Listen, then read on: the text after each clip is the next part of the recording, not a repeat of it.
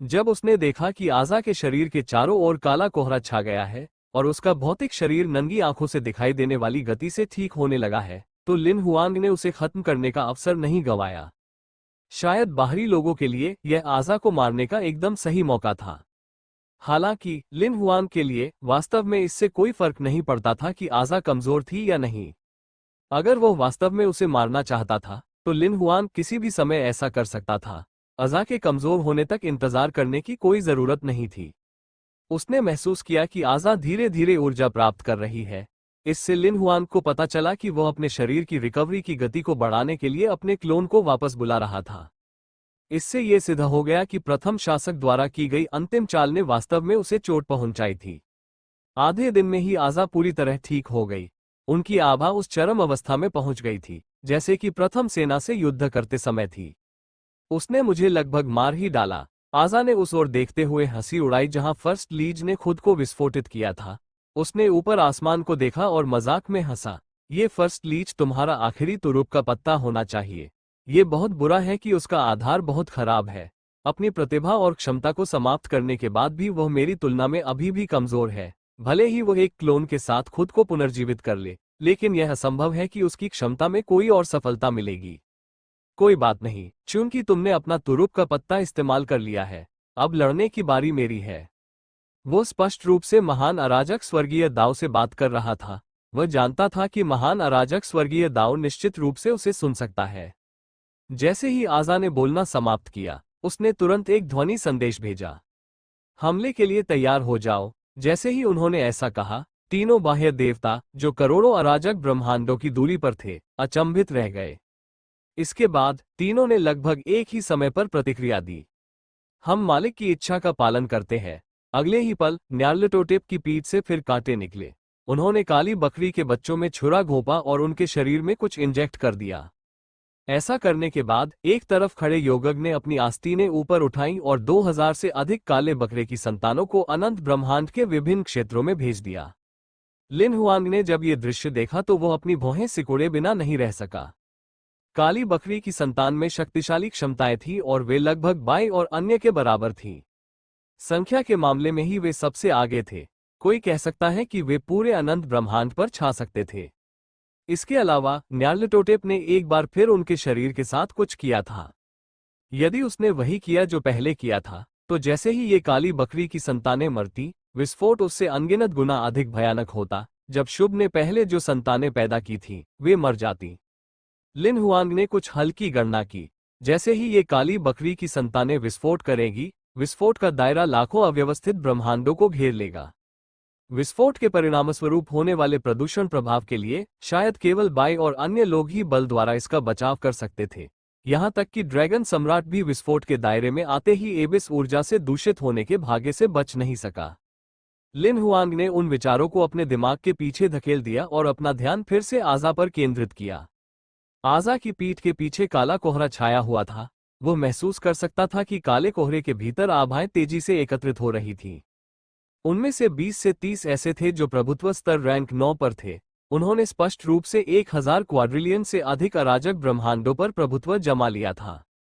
क्या लिन हुआंग की पुतलियां सिकुड़ गईं? जल्द ही काले कोहरे से आकृतियां दिखाई देने लगी। ये वही राक्षस थे जिन्हें बाई और बाकी लोगों ने 3 बाहरी देवताओं के साथ मिलकर मार डाला था। हालांकि केवल प्रभुत्व स्तर रैंक 9 राक्षसों को पुनर्जीवित किया गया था। जो लोग डोमिनेटर स्तर रैंक 9 से नीचे थे, उन्हें स्पष्ट रूप से छोड़ दिया गया था। फिर भी लिन हुआंग ने आज़ा की तकनीक को समझ लिया। उसने इन्हें अपने सपने में बनाया है। लिन हुआंग ने अनुमान लगाया कि यह आज़ा के राज्य की क्षमता होनी चाहिए। युद्ध शुरू हो गया है, मार डालो। जैसे ही आज़ा ने आदेश जारी किया, लगभग 30 प्रभुत्वशाली स्तर के रैंक 9 एबिस राक्षस, जिनमें से प्रत्येक ने लगभग 1000 क्वाड्रिलियन अराजक ब्रह्मांडों पर अधिकार कर लिया था, विभिन्न दिशाओं में तेजी से भाग निकले। लिन हुआंग को जल्द ही पता चल गया कि ये पुनर्जीवित अथाह राक्षस कितने भयानक थे। अबोथ, जो एक हरे भूरे रंग का धब्बा था, हवा में अनगिनत मांस के कण बिखेर रहा था। ये कण नंगी आंखों से अदृश्य थे और तेजी से आसपास के अस्त व्यस्त ब्रह्मांड में फैल गए। बहुत जल्द ही वे उन अस्त व्यस्त ब्रह्मांडों में मौजूद शक्तिशाली लोगों के शरीरों में घुस गए। शक्तिशाली लोगों के भौतिक शरीर और भगवान की आत्मा विकृत होने लगी और उनकी क्षमता बढ़ने लगी। न केवल उनके भौतिक शरीर और भगवान की आत्माएं विकृत हो गई थीं, बल्कि उन्होंने अपना दिमाग भी खो दिया था। वे अपने आसपास के जीवों पर पागलों की तरह हमला करने लगे। उनके हमलों से दूषित हुए जीवन भी विकृत हो गए। बाद में विकृत हो चुके पावरहाउस उन्माद में आ गए और जीवित प्राणियों के तीसरे समूह को दूषित करना शुरू कर दिया। आधे दिन के भीतर लिन हुआंग ने हजारों अराजक ब्रह्मांडों को युद्ध की स्थिति में प्रवेश करते देखा। शुरू से लेकर अंत तक अबोध को बिल्कुल भी लड़ना नहीं पड़ा। इस बीच घोरोत, जो एक विशाल नेत्रगोलक की तरह दिखता था, हवा में तैरते हुए एक मृत तारे की तरह था। उसका शरीर केवल हल्का सा हिला और एक ऐसी चीख गूंज उठी जिसे संसार के सभी प्राणी नहीं सुन सकते थे। यद्यपि कोई भी इसे सुन नहीं सकता था, लेकिन जहां भी यह चीख गुजरती, वहां सभी जीवित प्राणी अपना दिमाग खो देते और पागल हो जाते। सभी जीवित प्राणी, जिनमें पशु, पौधे, सूक्ष्मजीव और यहां तक कि वायरस भी शामिल थे, एक दूसरे को मारने लगे। प्रभुत्वशाली स्तर की शक्तिशाली कंपनियां भी उस भाग्य से बच नहीं सकी। तुलसा एक अग्निस्तंभ के समान था, जिसमें से टिंडर जैसी चिंगारियां निकलती थीं। जैसे ही वे चिंगारियां गिरती, आसपास के अस्त व्यस्त ब्रह्मांड में आग लग जाती। हालांकि ये अव्यवस्थित ब्रह्मांड उच्च तापमान से नहीं जले। इसके बजाय ऐसा लगा जैसे उनकी जीवन शक्ति को निगल लिया गया हो। भूमि मुरझाने लगी। उन अस्त व्यस्त ब्रह्मांडों में सभी जीवन अपनी जीवन शक्ति से जल्दी ही समाप्त हो गए। वे मुरझा रहे थे और सड़ रहे थे। ऐसा लग रहा था जैसे सभी जीवित प्राणियों की मृत्यु की घड़ियां आगे बढ़ गई हों। जो जीव शुरू में दसियों साल से लेकर सैकड़ों साल तक जीवित रह सकते थे, उनका जीवन कुछ ही क्षणों तक सिमट कर रह गया। इसमें कृषक भी शामिल थे। प्रभुत्वशाली स्तर के साधकों की युद्ध शक्ति क्षीण होने लगी और अंततः वे साधारण लोगों के स्तर पर आ गए तथा उनकी मृत्यु हो गई। वहां एक गहरे बैंगनी रंग का विशालकाय भेड़िया भी था जिसका नाम मित्रा था। ये बहुत विशाल था और इसकी छाया ने ही हजारों अस्त व्यस्त ब्रह्मांडों को ढक लिया था। इसकी छाया धुएं के समान काले कुत्तों में बदल गई, जो अस्त व्यस्त ब्रह्मांड में घुस गए और अंदर मौजूद हर चीज को मार डाला। सभी जीवित प्राणी कुत्तों का शिकार थे। करोड़ों कुत्तों में प्रभुत्वशाली स्तर के रैंक 9 के शक्तिशाली कुत्तों की लड़ाकू शक्ति थी, जबकि उनकी आभा की शक्ति अरबों अस्त व्यस्त ब्रह्मांडों से भी अधिक थी। जैसे जैसे वे मारते और खाते गए, उनका आभामंडल बढ़ता गया। आजा द्वारा पुनर्जीवित किए गए 29 या उससे अधिक अथाह राक्षसों द्वारा की गई क्षति 2000 से अधिक काले बकरे की संतानों द्वारा की गई क्षति से अधिक थी। लिन हुआंग ने ये देखकर भौहें सिकोड़ ली। अनंत ब्रह्मांड, जो 1 महीने से अधिक समय से शांतिपूर्ण था, पलक झपकते ही पुनः अराजकता की स्थिति में आ गया। इतना ही नहीं, स्थिति पहले की तुलना में अनगिनत गुना अधिक गंभीर हो गई है। लगता है मुझे हस्तक्षेप करना होगा। लिन हुआंग ने बाई और अन्य लोगों को 30 या उससे ज्यादा अथाह राक्षसों के निर्देशांक भेजे। उसने उन्हें एक संदेश भी भेजा। इन 33 अथाह राक्षसों को मारना अपनी सर्वोच्च प्राथमिकता बनाओ। उसके बाद लिन हुआंग ने अपना ध्यान काली बकरी की संतान की ओर लगाया। मैं इन इंजेक्टेड एबिस राक्षसों को खुद संभाल लूंगा। 2000 से अधिक काली बकरी की संतानों पर अपनी दिव्य टेलीकिनेसिस को लॉक करने के बाद लिन हुआंग ने अपनी इच्छा प्रक्षेपण को सीधे उनके स्थानों पर भेज दिया। हालांकि वे अभी भी बाई के वेश में थे, यहां तक कि उनकी आभा की शक्ति भी पूरी तरह से बाई के समान थी। हालांकि उनकी क्षमताएं बाई की तुलना में अधिक शक्तिशाली थीं। आखिरकार लिन हुआंग पूरी तरह से दूसरे स्तर पर था, चाहे वो डोमिनेटर पावर के उपयोग के संदर्भ में हो या दाव की समझ के संदर्भ में। बाई के रूप में प्रच्छन्न इच्छाशक्ति वाले प्रक्षेपणों में रक्त लाल डोमिनेटर पावर से बनाए गए रक्तमय पंख थे, जो उनकी पीठ से फैले हुए थे। वे फड़फड़ाते हुए बिजली की गति से उड़ते थे। वे लगभग तुरंत ही काली बकरी की संतानों के सामने पहुंच गए। फिर उन्होंने अपने दुश्मनों की छाती पर निशाना साधा। उनकी उंगलियों की नोक पर रक्त लाल डोमिनेटर पावर संघनित हो गई, जो 1 सेकंड के भीतर सैकड़ों मिलियन बार कंपन कर रही थी। इस शक्ति ने काली बकरी की संतानों की सुरक्षा को आसानी से भेद दिया और उनके मांस जैसे तंतुओं में गहराई तक घुस गई, जिससे उनके विशाल शरीर पर नियंत्रण हो गया। इसके बाद डोमिनेटर पावर उनके मस्तिष्क तक पहुंच गई और उनकी सभी नसों को काट दिया। काली बकरी का बच्चा असहाय होकर जमीन पर गिर पड़ा। उनमें से सभी ने न केवल चलने फिरने की क्षमता खो दी थी, बल्कि वे अपनी सभी इंद्रियों से भी वंचित हो गए थे। हालांकि वे नहीं मरे। इस प्रकार न्यारलेटोटेप द्वारा उनके शरीर में डाली गई ऊर्जा का द्रव्यमान सक्रिय नहीं हुआ। लिन हुआंग यही नहीं रुके। कुछ ही देर बाद रक्त लाल डोमिनेटर पावर ने गहरे हरे रंग की ऊर्जा का एक पिंड पाया। उन्होंने उसमें प्रवेश किया और उसे चूसना शुरू कर दिया। न्यारलटोटेप द्वारा इंजेक्ट की गई अथाह ऊर्जा अत्यधिक संक्रामक थी। यदि वो बाई या कोई अन्य होता तो वे निश्चित रूप से उसे छूने का साहस नहीं करते। हालांकि लिन हुआन के लिए यह उत्परिवर्तित ऊर्जा का एक रूप था जो थोड़ा विशेष था। भले ही उत्परिवर्तित ऊर्जा का द्रव्यमान अज़ा से उत्पन्न हुआ हो, लिन हुआंग इसे आसानी से अवशोषित कर सकता था। उसे शुद्ध करने के लिए अनंत अग्नि का उपयोग करने की भी आवश्यकता नहीं पड़ी। इसका कारण यह था कि उसके शरीर में डोमिनेटर पावर का स्तर आज़ा से कहीं अधिक था। यदि स्थिति उलट होती तो उसकी प्रभुत्व शक्ति आसानी से आज़ा की शक्ति को आत्मसात कर सकती थी। न्यारलटोटेप द्वारा काली बकरी की संतान में प्रविष्ट की गई उत्परिवर्तित ऊर्जा को अवशोषित करने के बाद लिन हुआन की इच्छा शक्ति ने काली बकरी की संतानों को उसके राज्य में भेज दिया। उन्होंने मुख्यतः बाई का वेश धारण किया क्योंकि बाई के पास उपलब्ध तकनीकें सबसे अधिक सुविधाजनक थीं। अगर वो तानाशाह के रूप में खुद को छिपाता तो वो उन काले बकरी के बच्चों को हिंसक रूप से कुचल देता।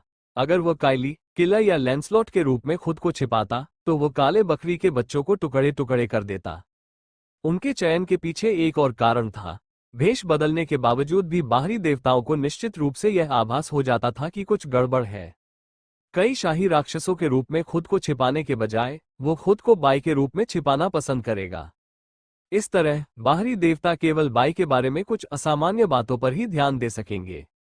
उन्हें बस यही संदेह था कि बाई ने पहले अपनी क्षमताओं को छुपाया था। बाई के रूप में किसी के छिपे होने का विचार उनके दिमाग में नहीं आता था। यदि वह स्वयं को अन्य शाही राक्षसों की तरह प्रच्छन्न कर ले और गलती से कोई दोष प्रकट कर दे तो बाहरी देवताओं को संदेह हो जाएगा। जहां तक इस बात का सवाल है कि क्या इससे बाई के लिए परेशानी पैदा होगी, लिन हुआन को इसकी बिल्कुल भी चिंता नहीं थी। बाई के पास खुद भी बहुत शक्तिशाली क्षमताएं थीं। उसी स्तर के शक्तिशाली लोगों में उनकी गति केवल काइली और थंडर के बाद दूसरे स्थान पर थी। इसके अलावा लिन हुआन के पास अपने राज्य में एक पुनरुद्धार तकनीक थी। सभी जीवित प्राणी जो उसके राज्य के साथ अनुबंध बंधन में बंधे थे, मरने के बाद राज्य में वापस आ जाएंगे। केवल एक विचार से लिन हुआंग उन्हें किसी भी समय पुनर्जीवित कर सकता था। लगभग 2000 काली बकरी की संतानों को संभालने के बाद लिन हुआंग ने एक के बाद एक उनके राज्यों को पुनः प्राप्त किया और उन सभी को शाशा और अन्य बग जनजाति की रानी माताओं को दे दिया। उनके लिए ये काली बकरी की संतान अनुसंधान और संशोधन के लिए एकदम सही सामग्री थी। बाई ने यह ध्यान ही नहीं दिया कि लिन हुआंग ने उसका वेश धारण कर रखा था। हालांकि बाहरी देवताओं की ओर से न्यारलटोटेप और शुभ ने एक के बाद एक प्रतिक्रिया व्यक्त की। किसी ने काली बकरी की संतानों के शरीर में छोड़ी गई मेरी ऊर्जा को निकाल लिया है। न्यारलटोटेप को तुरंत कुछ गड़बड़ का आभास हुआ। कुछ ही क्षण बाद शुभ ने एक वसीयत प्रक्षेपण भेजा। किसी ने काली बकरी की सारी संतानों से मेरा संपर्क तोड़ दिया है। जैसे ही उसने ये कहा, उसने बाई द्वारा काली बकरी की संतान पर हमला करने के दृश्य पेश किए। यह आदमी वो तलवार गठबंधन से है। न्यारलटोटेप और योगक चौंक गए जब उन्होंने छवियों में काले बकरी के वंश को दबा हुआ और वापस लड़ने में विफल होते देखा। उसने ये सब कैसे किया? वो काली बकरी की संतानों को स्थिर करने और उनके साथ इतनी आसानी से खेलने में सक्षम था। न्यारलटोटेप के चेहरे पर उलझन भरी झलक थी। उसने अपनी योग्यता छुपा ली है। योगक, जो उसके बगल में खड़ा था, भौहें सिकोड़कर अनुमान लगाने लगा। जब उन्होंने एक के बाद एक दृश्यों को कटते देखा तो योग ने तुरंत पूछा, क्या काली बकरी के सभी बच्चे मारे गए हैं? शुभ ने जल्द ही एक इच्छा प्रक्षेपण भेजकर जवाब दिया, वे मारे नहीं गए हैं, लेकिन उनकी आभा कहीं किसी चीज द्वारा अवरुद्ध हो गई है। इस बात की बहुत संभावना है कि उन्हें उसके राज्य में जीवित पकड़ लिया गया हो। यद्यपि वो काली बकरी की संतान के साथ अपना संबंध खो चुकी थी, फिर भी शुभ को इस बात की पूरी जानकारी थी कि काली बकरी की संतान जीवित है या मृत। वो 2000 से ज्यादा क्लोन बनाने में कामयाब रहा और ब्लैक गोट की सभी संतानों को इतनी आसानी से जिंदा पकड़ लिया। इस आदमी की क्षमता उस स्तर को पार कर गई है जिसे हम संभाल सकते हैं। योग ने गहरी भौहें सिकोड़ी। अगर वो काली बकरी की संतान को खोजने में कामयाब हो गया तो वो हमें भी खोजने में सक्षम हो सकता है। न्यारलटोटेप चिंतित था। मुझे लगता है कि हमें जल्द से जल्द मास्टर से मिलना चाहिए। कुछ देर सोचने के बाद योगक ने सिर हिला दिया। हमें ये बात मास्टर को भी बतानी चाहिए। 3 बाहरी देवताओं ने बहुत जल्द ही कुछ काले बकरे की संतानों को, जिन्हें शुभ ने अभी अभी जन्म दिया था, वहां भेज दिया जहां आजा थी। आजा उन्हें देखकर दंग रह गई, लेकिन उसे यह अजीब नहीं लगा। जैसे ही उन्होंने उन कुछ काली बकरी की संतानों को देखा जो उनके साथ टेलीपोर्ट की गई थी, उन्होंने पूछा, क्या काली बकरी की बाकी संतानों को कहीं और टेलीपोर्ट कर दिया गया है? उन्होंने ऐसा किया है, लेकिन वे मारे गए हैं, न्यार्लटोटेप ने हिम्मत जुटाते हुए कहा। फिर उसने एक सरल व्याख्या दी कि कैसे बाई ने काली बकरी के बच्चे को मारा। इसके बाद शुभ ने युद्ध के दृश्य प्रस्तुत किए। आजा ने ये देखकर भौहें सिकोड़ ली। हालांकि इस आदमी के क्लोन की युद्ध शक्ति आप लोगों के समान है, लेकिन उसकी तकनीक आप सभी की क्षमता से कहीं ज्यादा है। डोमिनेटर पावर के इस्तेमाल और दांव की समझ में उसकी महारत बहुत ज्यादा है। अगर तुम लोग सच में उससे टकरा गए तो शायद तुम सीधे मारे जाओगे। आजा ने लिन हुआन की चाल को साफ साफ समझ लिया, लेकिन उसके भेष को नहीं समझ पाए। मुझे यकीन नहीं होता कि अनंत ब्रह्मांड में ऐसा कोई है। जैसे ही आजा ने बोलना समाप्त किया, उसने बाई की छवि के साथ एक ध्वनि संचरण भेजा, इस आदमी को ढूंढो और मुझे इसके निर्देशांक भेजो। आप स्वयं उसके पीछे जा रहे हैं गुरुजी। तीनों बाहरी देवता चौंक गए। अगर हम इस लड़के को अकेला छोड़ देंगे तो इससे निपटना मुश्किल हो जाएगा। मैं उसे मार डालूंगा इससे पहले कि वो इस हद तक बढ़ जाए। आजा की आंखों में एक ठंडी चमक चमक रही थी। हवा में बाई की पीठ पर खून से लथपथ 108 जोड़ी तंतु चाबुक में बदल गए थे। वे उसके सामने हरे भूरे रंग की आकृति को बेतहाशा काट रहे थे। आकृति तुरंत ही गूदेदार हो गई। हालांकि आकृति धीरे धीरे फिर से घनीभूत होने लगी और पूरी तरह से कुछ और जैसी दिखने लगी। बाई का चेहरा ठंडा था। वो आगे बढ़ा और उसे चीरता रहा।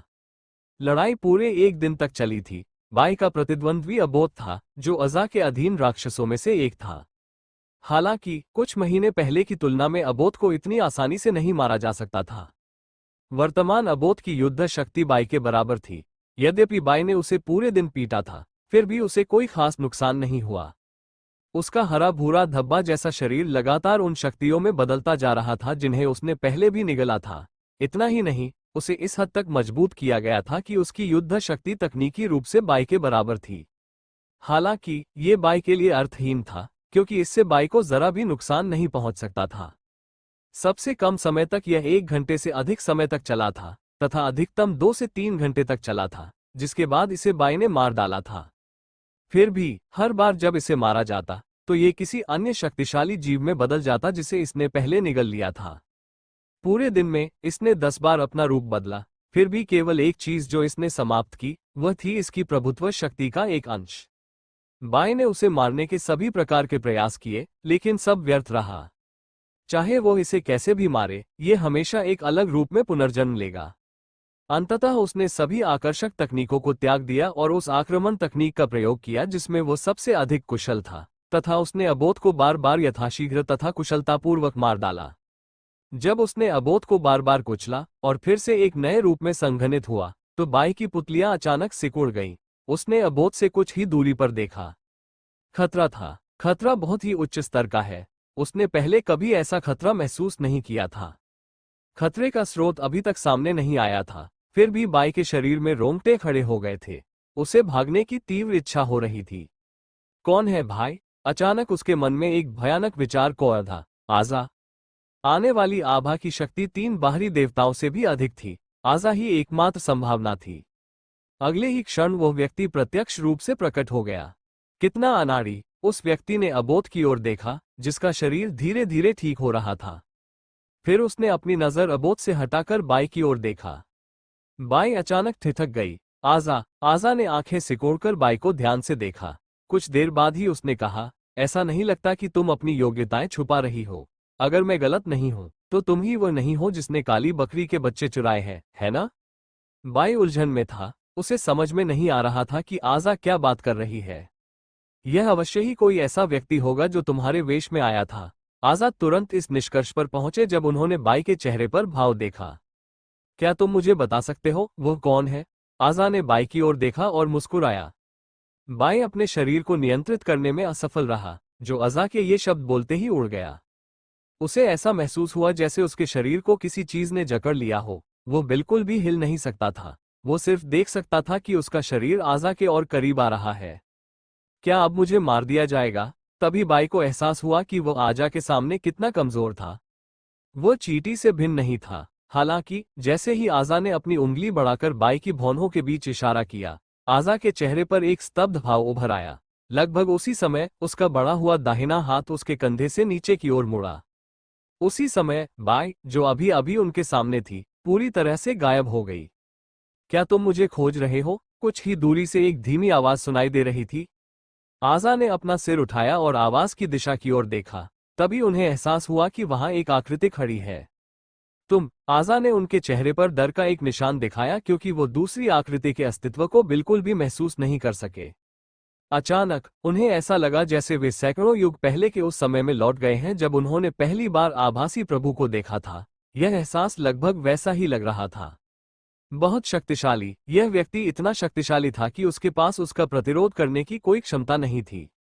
मैं शुरू में खुद को उजागर नहीं करना चाहता था। लिन हुआन की आवाज कोमल थी, लेकिन तुमने मेरे दोस्त के साथ परेशानी खड़ी कर दी, इसलिए मैं अब और चुपचाप बैठकर नहीं देख सकता था। इसके अलावा यह मेरी गलती है कि उसे इस विपत्ति का सामना करना पड़ा। आप वास्तव में कौन हैं? आजा ने खुद को शांत करने की पूरी कोशिश करते हुए पूछा। मैं अपना परिचय देना भूल गया। लिन हुआंग ने निडरता से अपना परिचय दिया। मेरा नाम लिन हुआंग है। मेरी पहचान? खैर, मैं तलवार गठबंधन का प्रमुख हूँ। तलवार गठबंधन? आजा को अभी अभी याद आया था कि बाई और अन्य लोग वास्तव में तलवार गठबंधन से थे। यद्यपि उन्हें ये जानकारी योगक से प्राप्त हुई थी, फिर भी उन्होंने इसे गंभीरता से नहीं लिया। उसने हमेशा सोचा था कि स्वर्ग के रहस्य से प्रथम शासक ही एकमात्र ऐसा व्यक्ति था जो पूरे अनंत ब्रह्मांड में उसके लिए कुछ हद तक खतरा पैदा कर सकता था। आखिरकार महान अराजक स्वर्गीय दाओ ने उसे विशेष रूप से उससे लड़ने के लिए प्रशिक्षित किया था। हालांकि उन्होंने कभी नहीं सोचा था कि तलवार गठबंधन के पीछे इतना भयानक अस्तित्व छिपा होगा। क्या आप एक ट्रांसजेंडर हैं? आजा अचानक थोड़ा उत्साहित लग रहा था। उसने लिन हुआंग से उत्सुकता से पूछा। उसी क्षण उनकी बढ़ती जिज्ञासा मृत्यु के प्रति उनके भय से कहीं अधिक बढ़ गई थी। वो ये जानने के लिए उत्सुक था कि क्या लिन हुआंग आभासी संप्रभु की तरह एक पालौकिक व्यक्ति था। ट्रांसजेंडर? लिन हुआंग उलझन में था कि उसने अचानक ऐसा सवाल क्यों पूछा। फिर भी उन्होंने अपना सिर हिलाया और ईमानदारी से जवाब दिया, मैं नहीं हूं। जब उन्होंने यह उत्तर सुना तो आजा स्पष्ट रूप से निराश दिखे। हालांकि उन्होंने अनिच्छा महसूस की और आगे पूछा, तो फिर आप ट्रांसजेंडर की स्थिति प्राप्त करने से कितनी दूर हैं? मैं उस स्थिति तक पहुंचने से बहुत दूर हूं। लिन हुआंग सच कह रहा था। मुझे तो ये भी यकीन नहीं है कि मैं वहां पहुंच पाऊंगा या नहीं। ये कैसे संभव है? अजा के चेहरे पर अविश्वास छा गया। उसे लगा कि लिन हुआंग झूठ बोल रहा है। तुमने मुझे जो दमनकारी एहसास दिया है, वो वर्चुअल सॉवरेन से मुझे जो महसूस हुआ था, उसके बहुत करीब है। लिन हुआंग ये सुनकर दंग रह गया। वह हंसा। शायद ऐसा इसलिए है क्योंकि तुम बहुत कमजोर हो। ठीक वैसे ही जैसे एक चींटी मानती है कि जिस ग्रह पर वह रहती है, वो पूरा ब्रह्मांड है। अगर हम वाकई तुलना करें, तो मुझे लगता है कि वर्चुअल सॉवरेन मुझे एक उंगली से मार सकता है।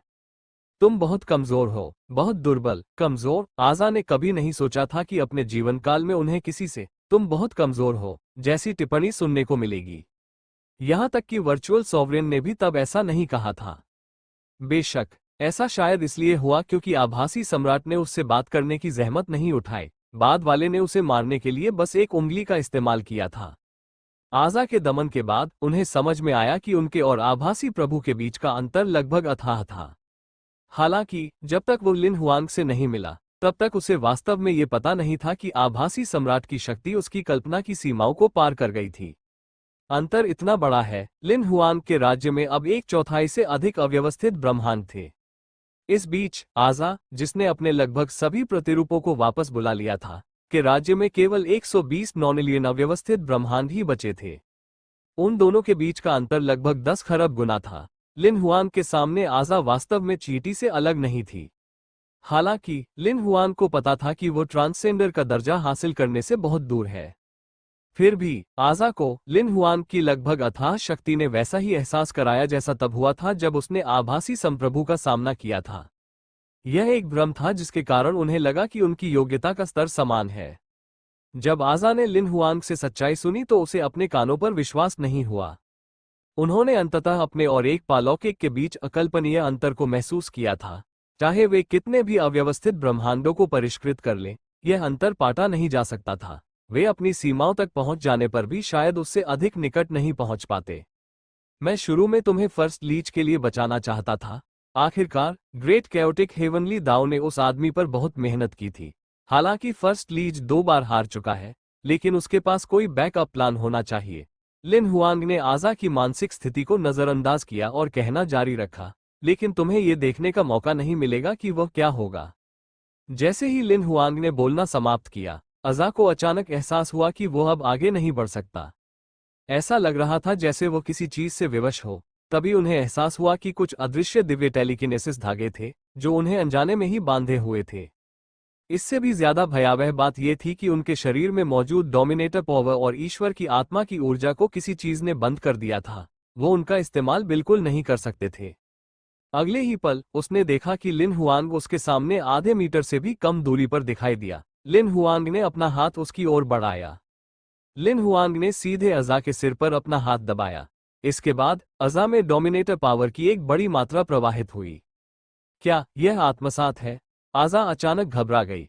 उन्होंने कभी नहीं सोचा था कि वे किसी दिन किसी की प्रभुत्व शक्ति द्वारा आत्मसात कर लिए जाएंगे। सैकड़ों युगों के दौरान वे हमेशा ही दूसरों को आत्मसात करने के लिए प्रभुत्व शक्ति का इस्तेमाल करते रहे थे। उन्हें अपने आदेश के तहत अथाह प्राणियों में बदल दिया था। तुम्हारे क्लोन निश्चित रूप से कहीं न कहीं छिपे हुए हैं। अगर मैं तुम्हें मार दूं, तो तुम्हारी चेतना तुम्हारे क्लोन में स्थानांतरित हो जाएगी और फिर तुम्हारा पुनर्जन्म होगा। अगर तुम्हारा क्लोन जानबूझकर छिपता है, तो महान अराजक स्वर्गीय दाओ भी तुम्हें पहचान नहीं पाएगा। भविष्य में होने वाली समस्याओं को रोकने के लिए इस पर कुछ विचार करने के बाद मैंने आपको सीधे आत्मसात करने का फैसला किया है। फिर मैं आपको आत्मसात करने के बाद अपने सभी क्लोनों को वापस बुलाने के लिए कहूंगा और फिर मैं आपको ठीक से मार दूंगा। वास्तव में यह विचार लिन हुआंग का नहीं था, यह ब्लडी का विचार था। जब आजा ने यह सुना तो वह निराशा में डूब गए। वो केवल ये देख सकता था कि लिन हुआंग की प्रभुत्व शक्ति उसके भौतिक शरीर, परमेश्वर की आत्मा और यहां तक कि राज्य को भी दूषित कर रही है। जिस अथाह शक्ति पर उसे इतना गर्व था, जो अनंत ब्रह्मांड में सभी जीवित प्राणियों को दूषित कर सकती थी, वो लिन हुआंग की प्रभुत्व शक्ति के सामने चिलचिलाती धूप में बर्फ की तरह थी। उसके पास वापस लड़ने का कोई रास्ता नहीं था।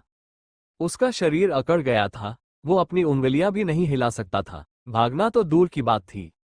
अबोध, जो कुछ ही दूरी पर खड़ा ये दृश्य देख रहा था, डर के मारे कांप रहा था। वह भागने की हिम्मत भी नहीं जुटा पा रहा था। उसे डर था कि अगर वह भागने की कोशिश करेगा तो यह आदमी उसे निशाना बना लेगा। आधे मिनट के भीतर लिन हुआंग ने आजा को पूरी तरह से दूषित कर दिया और उसे अपने अधीनस्थों में से एक में बदल दिया। उसे खोलने के बाद आजा सीधे लिन हुआंग के सामने घुटने टेक दिया। उसने वापस लड़ने की इच्छा पूरी तरह से खो दी थी। मालिक, इस समय लिन हुआंग के प्रति उसका सम्मान बाहरी देवताओं के प्रति उसके सम्मान से भी अधिक हो गया था। उठो! लिन हुआंग ने आजा को जल्दी से अपना पहला आदेश जारी किया। अब अपने सभी क्लोनों को वापस बुलाओ, किसी को भी पीछे मत छोड़ो। हाँ गुरु। आजा केवल लिन हुआंग के आदेशों का पालन कर सकता था। लिन हुआंग का उस पर नियंत्रण जियाओ हेई और उसके शाही राक्षसों पर उसके नियंत्रण से भी अधिक था।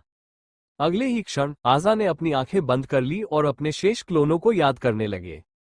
लिन हुआंग स्पष्ट रूप से महसूस कर सकता था कि उसकी दिव्य टेलीकिनेसिस लगातार अज्ञात आयामों के विभिन्न कोनों की ओर बढ़ रही थी। उसके बाद डोमिनेटर पावर की एक बड़ी मात्रा आजा के शरीर में वापस आने लगी। लिन हुआंग को यह भी महसूस हो रहा था कि आजा के राज्य में अव्यवस्थित ब्रह्मांडों की संख्या एक बार फिर से बढ़ गई है। इसी तरह कई दिन बीत गए। अजा के राज्य में अव्यवस्थित ब्रह्मांडों की संख्या बहुत जल्द 120 नॉनिलियन से बढ़कर 130 नॉनिलियन, 140 नॉनिलियन हो गई। पूरी प्रक्रिया लगभग 20 दिन तक चली। अंततः ये तब रुका जब ये लगभग 180 नॉनिलियन तक पहुंच गया। लिन हुआंग को उम्मीद नहीं थी कि अजा ने इतने सारे क्लोन छिपाए होंगे। जाहिर है, जब वो उस समय फर्स्ट लीच से लड़ रहा था, तब भी वह पीछे हट रहा था। उसने जानबूझकर फर्स्ट लीच की लय के साथ तालमेल बिठाते हुए अपनी ताकत बढ़ाई होगी, जबकि अपनी ताकत का एक हिस्सा ट्रम्प कार्ड के रूप में बचाकर रखा होगा। लिन हुआंग ने जैसे ही अजा को अपनी आंखें खोलते देखा, उसने पूछा, क्या तुमने उन सभी को याद कर लिया है? हाँ, मैंने किया है। आजा ने सिर हिलाया। ये सुनकर लिन हुआंग को राहत मिली। हालांकि आजा अब उसके लिए कोई खतरा नहीं थी, फिर भी वो किसी भी संभावित खतरे को खत्म करना चाहता था। इस युद्ध को पूरी तरह से खत्म करने का समय आ गया है। लिन हुआंग ने सिर हिलाया। उन 20 दिनों के दौरान बाहरी देवता अधिक संख्या में काली बकरी की संतानों का प्रजनन करते रहे। लैंसलॉट और अन्य लोगों तथा आजा के स्वप्न में निर्मित प्रभुत्वशाली स्तर के 9वें रैंक के प्राणियों के बीच लड़ाई जारी रही। एबिस ऊर्जा से दूषित एबिस जीव अनंत ब्रह्मांड के सभी संगठनों के साथ साथ बग जनजाति से भी लड़ रहे थे। अब जब समस्या के स्रोत आजा से निपटा जा चुका था, तो युद्ध को पूरी तरह से समाप्त करने का समय आ गया था। आजा, बाहरी देवताओं, काली बकरी की सभी संतानों और डोमिनेटर स्तर रैंक 9 प्राणियों को याद करें जिन्हें आपने अपने सपने में बनाया था। जैसे ही दूसरा आदेश दिया गया, आजा ने उसे तुरंत क्रियान्वित कर दिया। अगले ही क्षण 3 बाहरी देवता और काले बकरे की संतान, जो अरबों अराजक ब्रह्मांडों की दूरी पर थे, तेजी से लुप्त होने लगे। अनंत ब्रह्मांड में फैले डोमिनेटर स्तर के रैंक 9 जीव, जो लैंसलॉट और अन्य के साथ भीषण युद्ध कर रहे थे, वे भी तेजी से लुप्त होने लगे। स्वाभाविक रूप से इसमें अबोध भी शामिल था, जो पास में ही खड़ा था। काइली और बाकी लोग तब भ्रमित हो गए जब उन्होंने अपने विरोधियों को अचानक गायब होते देखा। हालांकि उन्हें जल्द ही एहसास हो गया कि आजा ने जरूर कुछ किया होगा। ब्लडी ने तुरंत लिन हुआंग को इस अजीब स्थिति के बारे में बताया। लिन हुआंग ने उसे केवल एक छोटा सा जवाब दिया, आजा अब हम में से एक है। ब्लडी को तुरंत समझ आ गया कि लिन हुआंग ने उसकी बात मान ली होगी और आजा को आत्मसात कर लिया होगा। वो ये कहने से खुद को रोक नहीं सकी, युद्ध अंततः खत्म हो रहा है। बाहरी देवताओं, काली बकरी की संतान और प्रभुत्वशाली स्तर के रैंक 9 प्राणियों के अलावा प्रभुत्वशाली स्तर के रैंक 9 प्राणियों द्वारा रूपांतरित राक्षसों को भी आजा के अगाध साम्राज्य में वापस बुला लिया गया। हालांकि वे अनंत ब्रह्मांड में रहने वाले उन जीवों को वापस नहीं बुला सके जो रसातल ऊर्जा द्वारा आत्मसात कर लिए गए थे। अनंत ब्रह्मांड को खुद ही इन सबका समाधान करना था। ये मूलतः युद्ध के अंतिम चरण थे। फिर भी स्वॉर्ड एलायंस ने उत्साहपूर्वक भाग लिया। संगठनों ने उत्साह के साथ अंतिम सफाई में भाग लिया। अनंत ब्रह्मांड के एक आयाम के अंदर धुंधले बादल से एक आवाज निकली। सबसे पहले, राजा, अब आप अव्यवस्थित ब्रह्मांडों को एकीकृत करना बंद कर सकते हैं। आजा, अब कोई खतरा नहीं है। हालांकि फर्स्ट लीज, जो लालची तरीके से अव्यवस्थित ब्रह्मांडों को एकीकृत कर रहा था, ने महान अराजक स्वर्गीय दाव की बात को नजरअंदाज कर दिया। ऐसा नहीं लग रहा था कि वो बिल्कुल भी रुकने वाला था। पहले महाराज, यदि आप नहीं रुके तो मैं अनंत ब्रह्मांड के साथ आपका संबंध काट दूंगा, महान अराजक स्वर्गीय दाव ने कहा। क्या आप ये कर सकते हैं? उस समय प्रथम लीज ने अंततः अपना सिर उठाकर उस बादल को देखा। वो मुस्कुराया। अब उसकी आंखों में कोई डर नहीं था। आजा से लड़ने के लिए आपने अनंत ब्रह्मांड के स्वर्गीय दाव प्राधिकरण को मेरे साथ साझा किया। इस तरह मैं अपनी जन्मजात सीमाओं को तोड़कर अपनी सीमा से परे अराजक ब्रह्मांडों को एकीकृत करने में कामयाब रहा। अब आप आजा की हत्या के बाद प्राधिकरण वापस लेने की कोशिश कर रहे हैं। क्या आपको लगता है कि यह मेरे लिए उचित है? महान अराजक स्वर्गीय दाव ये सुनकर अवाक रह गया। दरअसल उसने हमेशा प्रथम लीज को आजा से लड़ने के लिए एक उपकरण के रूप में माना था। अब जबकि लिन हुआंग ने आजा को आत्मसात कर लिया था, तो स्वाभाविक रूप से यह उपकरण अब उसके लिए उपयोगी नहीं था। उसने सोचा कि प्रथम शासक, जो हमेशा उससे भयभीत रहता था, बिना किसी हिचकिचाहट के उसके आदेशों का पालन करेगा। हालांकि ऐसा बिल्कुल भी प्रतीत नहीं हुआ। मैंने प्राधिकरण प्राप्त करते ही सभी संबंधित नियमों की अच्छी तरह से जांच कर ली है। अनंत ब्रह्मांड का स्वर्गीय दाव प्राधिकरण अद्वितीय है। यह मुझे प्राधिकरण का एक हिस्सा मेरे साथ साझा करके मेरी जन्मजात सीमाओं को तोड़ने की अनुमति देता है। इसलिए वर्तमान स्थिति यह है कि हम दोनों एक ही प्राधिकरण साझा करते हैं। प्राधिकरण के स्तरों में कोई अंतर नहीं है, ये सिर्फ इतना है कि आपके पास थोड़ा अधिक है। अगर मैं प्राधिकरण छोड़ने को तैयार नहीं हूं, तो आप मेरे लिए कुछ नहीं कर सकते। मैं अब तुम्हारे जैसा हूं। हम दोनों ही स्वभाव से स्वर्गीय दाव की इच्छा है। तुम मुझे मारने की कोशिश कर सकते हो, लेकिन अनंत ब्रह्मांड के स्वर्गीय दाव की इच्छा के अनुसार जब तक अनंत ब्रह्मांड का स्वर्गीय दाव मौजूद है, तब तक मेरा मरना असंभव है। जहां तक मुझे जबरदस्ती बाहर निकालने की बात है, तो आप ऐसा भी नहीं कर सकते। आपको मेरे पास मौजूद अधिकार को पूरी तरह से त्यागना होगा। हालांकि ऐसा करने के बारे में सोचने के लिए आपको बहुत बड़ी कीमत चुकानी पड़ेगी। प्रारंभ में जो प्राधिकरण पूरा हो गया था, उसे साझा किया गया है। अपराधी के रूप में आपको एक भयानक प्रतिक्रिया का सामना करना पड़ेगा। एक हल्का सा प्रतिक्रिया आपको इतनी गंभीर रूप से घायल कर देगा कि आप दसियों से सैकड़ों युगों के बाद भी ठीक नहीं हो पाएंगे।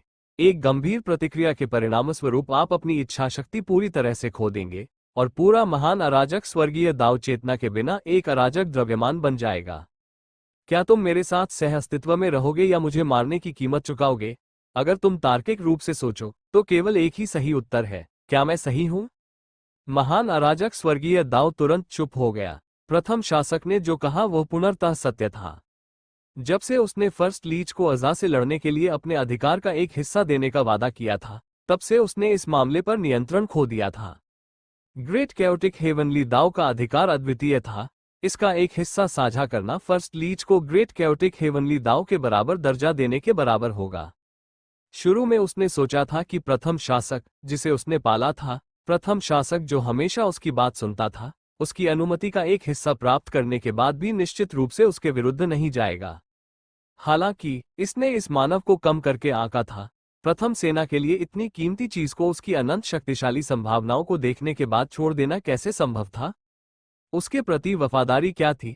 उसके लिए विश्वसनीयता क्या थी? क्या यह महत्वपूर्ण था या शक्ति? क्या अपने पालन पोषण के प्रति आभारी होना अधिक महत्वपूर्ण था, या फिर अनंत शक्ति का होना अधिक महत्वपूर्ण था? महान अराजक स्वर्गीय दाव चुप हो गया। स्वर्गीय दाव की इच्छा के अनुसार भले ही उसके साथ विश्वासघात किया गया था, लेकिन उसे गुस्सा या परेशानी महसूस नहीं हुई। वो चुप हो गया क्योंकि वो अभी भी दोनों विकल्पों के परिणामों पर विचार कर रहा था। अगर उसने फर्स्ट लीच को बलपूर्वक हटा दिया, जैसा कि उसने कहा, तो इसका मतलब होगा कि वह ग्रेट कैओटिक हेवनली दाव के अधिकार का एक हिस्सा खुद ही हटा रहा है। इसका परिणाम भयंकर प्रतिक्रिया होगी। यदि उसने ऐसा नहीं किया और फर्स्ट लीच के साथ सह अस्तित्व का विकल्प चुना, तो फर्स्ट लीच शीघ्र ही या बाद में संपूर्ण अनंत ब्रह्मांड में सभी अराजक ब्रह्मांडों को एकीकृत कर देगा। इसका कारण यह था कि अब उसके राज्य के एकीकरण की कोई सीमा नहीं थी। ये केवल समय की बात थी कि वह इसे हासिल कर लेगा। जब प्रथम लीज ने संपूर्ण अनंत व्युत्क्रम में सभी राज्यों को एकीकृत किया, तो उसने प्राधिकरण को पूरी तरह से महारत हासिल कर ली होगी। तब तक महान अराजक स्वर्गीय दाव की मूल इच्छा एक बेकार आभूषण बन जाएगी। क्या उसे अपने जीवन के लिए लड़ना चाहिए या समझौता कर सह अस्तित्व में रहना चाहिए? महान अराजक स्वर्गीय दाव ने बार बार विकल्पों पर विचार किया, लेकिन वो दोनों में से किसी एक को चुनने में असमर्थ रहा। एक क्षण की हिचकिचाहट के बाद उसने निर्णायक रूप से तीसरा विकल्प चुना। अज़ा से निपटने के अगले दिन जब लिन हुआंग अंतिम रूप देने की तैयारी कर रहा था, तो उसकी अभिव्यक्ति अचानक रुक गई। इसका कारण यह था कि उसने एक आवाज सुनी थी, लिन हुआंग, मुझे आपकी मदद चाहिए। वो इस आवाज से परिचित था क्योंकि यह महान अराजक स्वर्गीय दाव से आई थी। लिन हुआंग की दिव्य टेलीकिनेसिस ने आयाम की परतों को भेद दिया और उसने तुरंत प्रतिक्रिया दी। मैंने आज़ा से निपट लिया है, और क्या बाकी है? सच कहूं तो वो काफी सशंकित था। महान अराजक स्वर्गीय दाव ने पिछली बार अज़ा से निपटने के लिए उसकी मदद मांगी थी। हालांकि अब उसने आज़ा को आत्मसात कर लिया था। अनंत ब्रह्मांड पर आक्रमण करने की एबिस की योजना अब मूल रूप से हल हो गई थी। ये समझ में आया कि लिन हुआंग को यह अजीब लगा कि महान अराजक स्वर्गीय दाव ऐसे समय में उसकी मदद मांगने आए।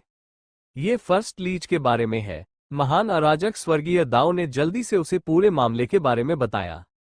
लिन हुआंग ये सुनकर दंग रह गया। उसने कभी नहीं सोचा था कि ईमानदार दिखने वाला प्रथम शासक देशद्रोही हो जाएगा। हालांकि उन्होंने इस पर थोड़ा और विचार करने के बाद सोचा कि यह बात सही है। आखिरकार बहुत से लोग संपूर्ण अनंत ब्रह्मांड पर स्वर्गीय दाव का अधिकार प्राप्त करने के प्रलोभन का विरोध नहीं कर सकते। क्या आप सोचते हैं कि कोई सामान्य व्यक्ति कुछ दिनों तक दुनिया के सबसे अमीर आदमी के रूप में जीवन जीने के बाद अपनी सारी संपत्ति अचानक छीन लेने के लिए तैयार हो जाएगा? जवाब स्पष्ट नहीं था। महान अराजक स्वर्गीय दाव की कहानी को ध्यान से सुनने के बाद लिन हुआंग लंबे समय तक मौन रहा। कुछ क्षण बाद अंततः वो बोला, तो आप मुझसे क्या करवाना चाहते हैं? मुझे आशा है कि आप प्रथम लीज से पहले सभी अराजक ब्रह्मांडों को एकीकृत कर सकते हैं, महान अराजक स्वर्गीय दाव ने अंततः कहा। क्या आपको लगता है कि मैं ऐसा कर सकता हूं? उसके पास स्वर्गीय दाव का प्राधिकरण है। वो जितने अव्यवस्थित ब्रह्मांडों को एकीकृत करता है, उनकी संख्या हर दिन तेजी से बढ़ रही है। हालांकि मेरे द्वारा एकीकृत किए गए अव्यवस्थित ब्रह्मांडों की संख्या अधिक है, लेकिन लंबे समय में ये केवल समय की बात है कि वह मुझसे आगे निकल जाएगा, लिन हुआंग ने ईमानदारी से कहा। प्रथम लीच के पास स्वर्गीय दाव का अधिकार था, जो किसी खेल में अजेय चीट कोड होने के बराबर था। भले ही लिन हुआंग किसी खेल में उच्चतम स्तर पर बॉस था, लेकिन वो अजेय चीट कोड से नहीं लड़ सकता था। महान अराजक स्वर्गीय दाव ने एक क्षण की हिचकिचाहट के बाद फिर से कहा, मैं अपने अधिकार का एक हिस्सा आपके साथ साझा कर सकता हूं। लिन हुआंग ने यह सुनकर अपनी भौहें ऊपर उठाईं। उसने अपना सिर नीचे करके एक पल सोचा, जिसके बाद उसने जवाब दिया, मैं इसे स्वीकार करने से इनकार करता हूं। लिन हुआन की अस्वीकृति सुनकर महान अराजक स्वर्गीय दाओ को पता नहीं था कि क्या कहना है। मुझे महान अराजक स्वर्गीय दाओ पर कब्जा करने में कोई दिलचस्पी नहीं है, लिन हुआंग ने अपना सिर हिलाते हुए कहा। आपको पहले से ही पता होना चाहिए कि मेरे राज्य में परम स्वर्गीय दाओ है जो महान अराजक स्वर्गीय दाओ की तरह ही है। मेरा परम स्वर्गीय दाओ महान अराजक स्वर्गीय दाओ जितना शक्तिशाली नहीं है। इसका एकमात्र कारण ये है कि मैंने पर्याप्त अराजक ब्रह्मांडों को एकीकृत नहीं किया है। लिन हुआन को वास्तव में अनंत ब्रह्मांड के महान अराजक स्वर्गीय दाओ में कोई दिलचस्पी नहीं थी। सरल शब्दों में कहें तो यह वैसा ही था जैसे दुनिया के दूसरे सबसे अमीर आदमी को दुनिया के सबसे अमीर आदमी की संपत्ति पर कब्जा करने में कोई दिलचस्पी नहीं थी। पहले लीच किसी और के घोंसले पर कब्जा कर रहा था। लिन हुआन के लिए यह बहुत ही नीच काम था। आखिरकार उसका अपना घोंसला था, तो वह किसी और का घोंसला क्यों लेगा? अब जब वे इस स्तर पर पहुंच गए थे तो किसी की विरासत को विरासत में लेने के बजाय वे उनसे आगे निकलने की आशा कर रहे थे। इसके अलावा उसे ये भी महसूस हो रहा था कि यदि उसे महान अराजक स्वर्गीय दाओ की अनुमति मिल भी गई तो वह ट्रांसजेंडर बनने की दिशा में अंतिम कदम नहीं उठा पाएगा। यही कारण था कि उन्होंने महान अराजक स्वर्गीय दाओ के स्वर्गीय दाओ प्राधिकरण को साझा करने के प्रस्ताव को अस्वीकार कर दिया। क्या आप जानते हैं कि फर्स्ट लीज अब कितनी तेजी से अव्यवस्थित ब्रह्मांडों को एकीकृत कर सकता है? महान अराजक स्वर्गीय दाओ ने एक पल की चुप्पी के बाद कहा। इससे पहले कि लिन हुआंग सवाल का जवाब दे पाता, उसने उसे सीधे जवाब दे दिया। दूसरी बार हारने के बाद मैंने 1 हफ्ते तक संघर्ष किया और आखिरकार उसके साथ अपना अधिकार साझा करने का फैसला किया। तब से 14 दिन हो चुके हैं। पहले दिन जब प्राधिकरण साझा किया गया तो उसने जितने अव्यवस्थित ब्रह्मांडों को एकीकृत किया वो केवल 100 नॉनिलियन 10 टू द पावर ऑफ 32 था। तब से ये हर दिन कई गुना बढ़ गया है। तब से 14 दिन बीत चुके हैं। वो प्रतिदिन 819.2 डेसिलियन अव्यवस्थित ब्रह्मांडों को एकीकृत कर सकता है। यह एक एंडेसिलियन 10 टू द पावर ऑफ 36 के करीब है। जिस गति से वह आगे बढ़ रहा है उसे देखते हुए उसे अपने दैनिक अव्यवस्थित ब्रह्मांड एकीकरण दर को 10 डेसिलियन 10 टू द पावर ऑफ 40 से आगे बढ़ाने से पहले केवल 13 दिन और चाहिए। लिन हुआंग ने कुछ मोटे अनुमान लगाए। हालांकि उनके द्वारा एकीकृत किए गए अव्यवस्थित ब्रह्मांडों की संख्या हर दिन बढ़ रही थी, लेकिन उनकी दैनिक वृद्धि की दर फर्स्ट लीच तक नहीं पहुंच सकी, जिससे संख्या हर दिन दोगुनी हो गई। उन्होंने प्रतिदिन अपने राज्य में लगभग 5 क्वार्टरडेसिलियन अराजक ब्रह्मांडों को जोड़ा। 13 दिन बाद ये संख्या प्रतिदिन केवल 45 क्वार्टरडेसिलियन अराजक ब्रह्मांडों तक पहुंच गई।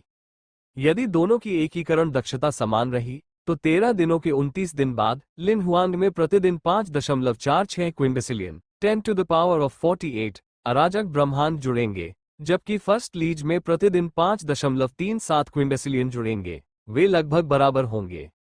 हालांकि 30वें दिन उनकी दैनिक वृद्धि 6.45 क्विंडेसिलियन होगी, जबकि फर्स्ट लीज की दैनिक वृद्धि उनकी वृद्धि को पार कर जाएगी, जो प्रतिदिन 10.74 क्विंडेसिलियन अराजक ब्रह्मांड तक पहुंच जाएगी। उसके बाद प्रथम सेना की दैनिक वृद्धि प्रतिदिन अधिक से अधिक पागलपन भरी होती गई, जिससे लिन हुआंग बहुत पीछे छूट गया। बाद में उसे लिन हुआंग के 600 दिनों के संचय को पार करने के लिए केवल 3 दिनों की आवश्यकता होगी। तब तक फर्स्ट लीच के पास लिन हुआंग की तुलना में अधिक अराजक ब्रह्मांड होंगे। दूसरे शब्दों में, इस बिंदु से आगे की गणना करने पर प्रथम शासक को उसे पूरी तरह से पीछे छोड़ने के लिए केवल 46 दिनों की आवश्यकता होगी। यदि आप स्वर्गीय दाव प्राधिकरण को स्वीकार करने के लिए तैयार नहीं हैं, तो ये केवल समय की बात है कि प्रथम लीच की एकीकरण गति आपकी गति से आगे निकल जाएगी, महान अराजक स्वर्गीय दाव ने कहा। मुझे पता है, लिन हुआंग ने ग्रेट कैओटिक हेवनली दाव के रिमाइंडर से पहले ही परिणाम का अनुमान लगा लिया था। हालांकि एकीकरण की गति को तेज करना हेवनली दाव प्राधिकरण प्राप्त करने का एकमात्र तरीका नहीं है। इसके अलावा वो हर दिन अपनी दक्षता को दोगुना करने में सक्षम नहीं हो सकता है। लिन हुआंग ने बोलते समय अपने चेहरे पर मुस्कान प्रकट की। महान अराजक स्वर्गीय दाव बातचीत के बाद राहत महसूस करते हुए चले गए। इस बीच लिन हुआंग ने तुरंत ग्रेट हेवन पैलेस को बाहर निकाल लिया। जब उन्हें प्रभुत्वशाली स्तर की रैंक 9 तक पदोन्नत किया गया तो ग्रेट हेवन पैलेस का समय प्रवाह त्वरण 6.5 बिलियन गुना तक पहुंच गया था। चूंकि यह पर्याप्त था और यह महान स्वर्ग महल की वर्तमान सीमा थी, लिन हुआंग ने इसे और अधिक समायोजित नहीं किया। हालांकि अब ऐसा लग रहा था कि इस बार प्रवाह त्वरण दर थोड़ी अपर्याप्त थी। इसके अलावा एक सर्वोच्च शक्ति के रूप में जिसने लगभग 30 क्वार्टरडेसिलियन अव्यवस्थित ब्रह्मांडों पर महारत हासिल की थी, ग्रेट हेवन पैलेस के पास सुधार की बहुत गुंजाइश थी। लिन हुआंग ने महान स्वर्ग महल को फिर से परिष्कृत और संशोधित करने के लिए सीधे दिव्य अग्नि उगल दी। उसने अपनी लूट जैसे अराजक सर्वोच्च खजाने और गोल्डफिंगर्स को इसे परिष्कृत करने की सामग्री के रूप में फेंक दिया। ग्रेट हेवन पैलेस की आभा तेजी से आसमान छू रही थी। शोधन प्रक्रिया पूरी होने में लगभग 3 दिन लगे। ग्रेट हेवन पैलेस जब बनकर तैयार हुआ तो एकदम नया लग रहा था। समय प्रवाह त्वरण दर प्रारंभिक 6.5 बिलियन गुना से बढ़कर 10 quadrillion 10 to the power of 16 गुना हो गई थी। चूंकि लिन हुआंग के पास सामग्री की गुणवत्ता सीमित थी, इसलिए फिलहाल वो यही सबसे अच्छा कर सकता था। हालांकि समय प्रवाह में वृद्धि ही ग्रेट हेवन पैलेस की एकमात्र ऐसी चीज नहीं थी जिसे मजबूत किया गया था। इसमें एक नया विशेष कार्य जोड़ा गया, जो ये था कि इस बार प्रवाह त्वरण लिन हुआंग के राज्य के बाहर भी लागू होगा। उन्होंने इस बार यह कार्य विशेष रूप से प्रथम सेना द्वारा उत्पन्न संकट से निपटने के लिए जोड़ा। ब्लडी ने उसे गुप्त रूप से जो सुझाव दिया वो बहुत ही भद्दा और कठोर था। चूंकि प्रथम शासक 46 दिन बाद उसके पास आएगा, इसलिए वो ग्रेट हेवन पैलेस के माध्यम से एकीकरण की गति को तीव्र कर देगा। उन्होंने इस विषय पर ग्रेट कैओटिक हेवनली दाव से चर्चा की थी, ताकि वे ग्रेट हेवन पैलेस को समय प्रबंधन का अधिकाधिक अधिकार प्रदान कर सकें। ये प्राधिकरण स्वर्गीय दाव प्राधिकरण के अंतर्गत मात्र एक प्राधिकरण था। इससे स्वर्गीय दाव प्राधिकरण पर कोई प्रभाव नहीं पड़ेगा। यही कारण था कि लिन हुआंग ग्रेट हेवन पैलेस को संशोधित करने के लिए 3 दिन बिताने को तैयार था। जैसे ही संशोधन पूरा हुआ, उन्होंने बिना किसी हिचकिचाहट के इसका उपयोग किया। महान स्वर्ग महल का समय प्रवाह त्वरण लिन हुआंग के इच्छा प्रक्षेपणों से शीघ्रता से जुड़ गया तथा उस अव्यवस्थित ब्रह्मांड में समय प्रवाह पर नियंत्रण कर लिया जहां इच्छा प्रक्षेपण थे। ये तैयारियां करने के बाद लिन हुआंग ने इसका परीक्षण करने में आधा दिन बिताया। 10,000 गुना त्वरण, 1 लाख गुना त्वरण, 100 मिलियन गुना त्वरण, 10 अरब गुना त्वरण। अंत में लिन हुआंग ने पूरी ताकत लगा दी। उसने ग्रेट हेवन पैलेस में समय प्रवाह त्वरण को अधिकतम कर दिया। 10 चौथाई गुना। जैसे ही त्वरण शुरू हुआ, उसके एकीकरण की गति आसमान छूने लगी। पहले ये 86 क्वार्टोडेसिलियन 10 टू द पावर ऑफ 48 प्रतिदिन था, जो बढ़कर 8.62 विजिंटिलियन 10 टू द पावर ऑफ 68 प्रतिदिन हो गया। इसके बाद ये संख्या हर दिन बढ़ती गई। 10.12 विजिंटिलियन, 12 विजिंटिलियन, 14.12 विजिंटिलियन। लिन हुआंग को यह भी महसूस हो रहा था कि उसके राज्य में प्रतिदिन जुड़ने वाले अराजक ब्रह्मांडों की संख्या अनंत ब्रह्मांड में प्रतिदिन उत्पन्न होने वाले अराजक ब्रह्मांडों की संख्या से अधिक हो गई थी। उसके मन में एक अभूतपूर्व विचार आया, शायद वो पूरे अनंत ब्रह्मांड में मौजूद सभी अस्त व्यस्त ब्रह्मांडों को अपने राज्य में एकीकृत कर सकता था। प्रथम लीज ने लिन हुआंग की इस छोटी सी चाल पर ध्यान ही नहीं दिया। महान अराजक स्वर्गीय दाव के साथ उनकी बातचीत अधर में लटकी रह गई। चूंकि महान अराजक स्वर्गीय दाव ने कोई निर्णय नहीं लिया था, इसलिए उसने सोचा कि उसने उसके साथ सह अस्तित्व का विकल्प चुना है। हालांकि उसे इस बात का बिल्कुल भी अंदाजा नहीं था कि महान अराजक स्वर्गीय दाव ने गुप्त रूप से लिन हुआंग से संपर्क किया था और लिन हुआंग ने मदद करने के लिए हामी भर दी थी। समय बीतता गया। आजा द्वारा लाया गया संकट जल्द ही पूरी तरह से समाप्त हो गया। अनंत ब्रह्मांड में शांति लौट आई। कई जनजातियों और संगठनों ने पुनर्निर्माण प्रक्रिया शुरू कर दी। उन्होंने खुद को विकास और पुनर्निर्माण में डुबो दिया।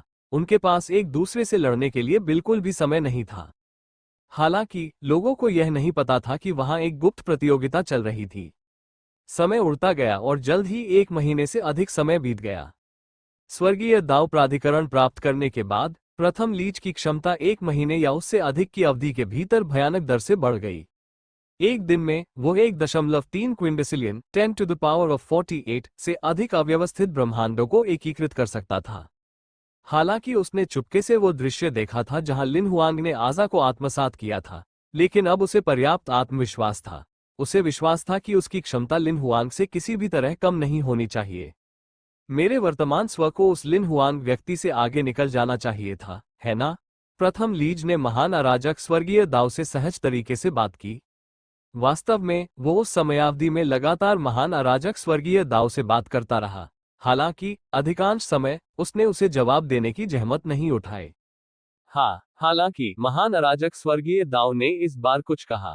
पहले लीज ने इस चिढ़ाने वाली प्रतिक्रिया के बारे में ज्यादा नहीं सोचा, क्योंकि उसने बोलना जारी रखा। लिन हुआंग अब मेरे लिए कोई खतरा नहीं है। इसलिए मैं आपको एक रहस्य बताना चाहता हूं। यद्यपि महान अराजक स्वर्गीय दाव काफी भ्रमित था, फिर भी वो चुप रहा। फर्स्ट लीज ने बस कुछ पल के लिए इंतजार किया, ये देखते हुए कि ग्रेट कैओटिक हेवनली दाव ने उसे जवाब देने का इरादा नहीं किया था। उसने आगे कहा, वास्तव में मैं अज़ा का क्लोन हूं। महान अराजक स्वर्गीय दाव ने जैसे ही ये शब्द सुने, वो दंग रह गया। कुछ ही देर बाद उसे होश आया और उसने पूछा, क्या तुम मेरी टांग खींच रहे हो? नहीं, मैं सच कह रहा हूं, प्रथम लीज ने धीरे से कहा। अब मुझे ये तथ्य आपसे छिपाने की कोई आवश्यकता नहीं है। सच बताऊं तो मुझे तब पता चला जब आज़ा के प्रिमोडियम को लिन हुआंग ने आत्मसात कर लिया। वर्चुअल सॉवरेन ने मेरे प्रिमोडियम को सील करने के बाद वर्चुअल सॉवरेन जैसी भयावह इकाई से फिर से सामना न करने के लिए एक बैकअप योजना तैयार की। वो बैकअप योजना मैं था। जैसे ही मेरे प्रिमोडियम के साथ कुछ गलत हुआ, चाहे वो मर गया हो या सील कर दिया गया हो, या अगर उसे किसी तरह की अनोखी परिस्थिति का सामना करना पड़ा जहां वह अब वापस नहीं लड़ सकता था, तो मेरी प्रिमोडियम ने मेरे भगवान की आत्मा में जो यादें संग्रहित की थीं, वे पूरी तरह से सक्रिय हो जाएंगी। इस बीच जैसे ही यादें सक्रिय होती, मेरा प्रिमोडियम उनके भगवान की आत्मा से मेरे बारे में सारी जानकारी हटा देता कि मैं उनका बैकअप हूं। यही कारण था कि जब लिन हुआंग ने उसे अपने क्लोन वापस बुलाने का आदेश दिया तो मैं बिल्कुल भी प्रभावित नहीं हुआ। इसका कारण ये था कि मेरे प्रिमोडियम की यादों में मैं पहले से ही भूला हुआ था। हालांकि मैं प्रथम शासक हूं, लेकिन जब आपने मुझसे स्वर्गीय दाव प्राधिकरण वापस करने का अनुरोध किया तो मेरे पास अस्वीकार करने का कोई रास्ता नहीं था। प्रथम शासक के रूप में मैं वास्तव में आपके पालन पोषण और वर्षों के प्रशिक्षण के लिए आभारी हूं। हालांकि मुझे प्रशिक्षित करने का आपका लक्ष्य केवल अज़ा से लड़ना था। हालांकि मेरी यादें सक्रिय होने के बाद मुझे पता चला कि मैं भी अज़ा हूं। मेरा अंतिम लक्ष्य हमेशा यही रहा है, पूरे अनंत ब्रह्मांड में सभी अराजक ब्रह्मांडों को एकीकृत करना, महान अराजक स्वर्गीय दाव के स्वर्गीय दाव प्राधिकरण को लेना और अंत में एक ट्रांसजेंडर बनना। तो मैंने अपने अंदर दुश्मन को आमंत्रित किया। महान अराजक स्वर्गीय दाव ने सोचा कि जीवन वास्तव में क्रूर था। वास्तव में इस संभावना पर कभी विचार नहीं किया गया था कि फर्स्ट लीज आज़ा का क्लोन था। यहां तक कि प्रथम शासक के स्थान पर लिन हुआंग पर भी संदेह किया गया। उसे विश्वास ही नहीं हो रहा था कि उसने आज़ा के क्लोन को विकसित कर लिया है तथा उसे मजबूत बनाने के लिए आवश्यक सभी संसाधन उपलब्ध करा दिए हैं। मेरे प्राइमोडियम ने स्पष्ट रूप से इस तरह की चीजों के विकसित होने की उम्मीद नहीं की थी। फर्स्ट लीच के चेहरे पर अभिव्यक्ति काफी जटिल थी। उसने शुरू में वर्चुअल सॉवरेन जैसे पावरहाउस से बचने और फिर से सील होने या पूरी तरह से मारे जाने से बचने के लिए एक बैकअप योजना बनाई थी। उसने कभी नहीं सोचा होगा कि चीजें इतनी क्रूरता से सामने आएंगी। आपने मुझे पाया, मुझे विकसित किया और मेरे प्राइमोडियम से लड़ने के लिए मुझ पर भरोसा करने का इरादा किया। मैंने आज ही यह रहस्य बताने की हिम्मत की। मुझे चिंता थी कि तुम लिन हुआंग से मदद मांगोगी, अपने अधिकार का एक हिस्सा उसके साथ साझा करोगी। आखिरकार उसने जितने अराजक ब्रह्मांडों पर महारत हासिल की थी, वह मेरी तुलना में काफी अधिक थी। अगर उसने वास्तव में स्वर्गीय दाव प्राधिकरण प्राप्त किया, तो उसकी एकीकरण गति मुझसे अधिक होगी। हालांकि ये समस्या अब प्रासंगिक नहीं है। मुझे अब उससे ज्यादा अव्यवस्थित ब्रह्मांडों को एकीकृत करना चाहिए था। भले ही आप उसे अभी ढूंढें और उसके साथ स्वर्गीय दाव प्राधिकरण साझा करें, तब भी बहुत देर हो चुकी होगी।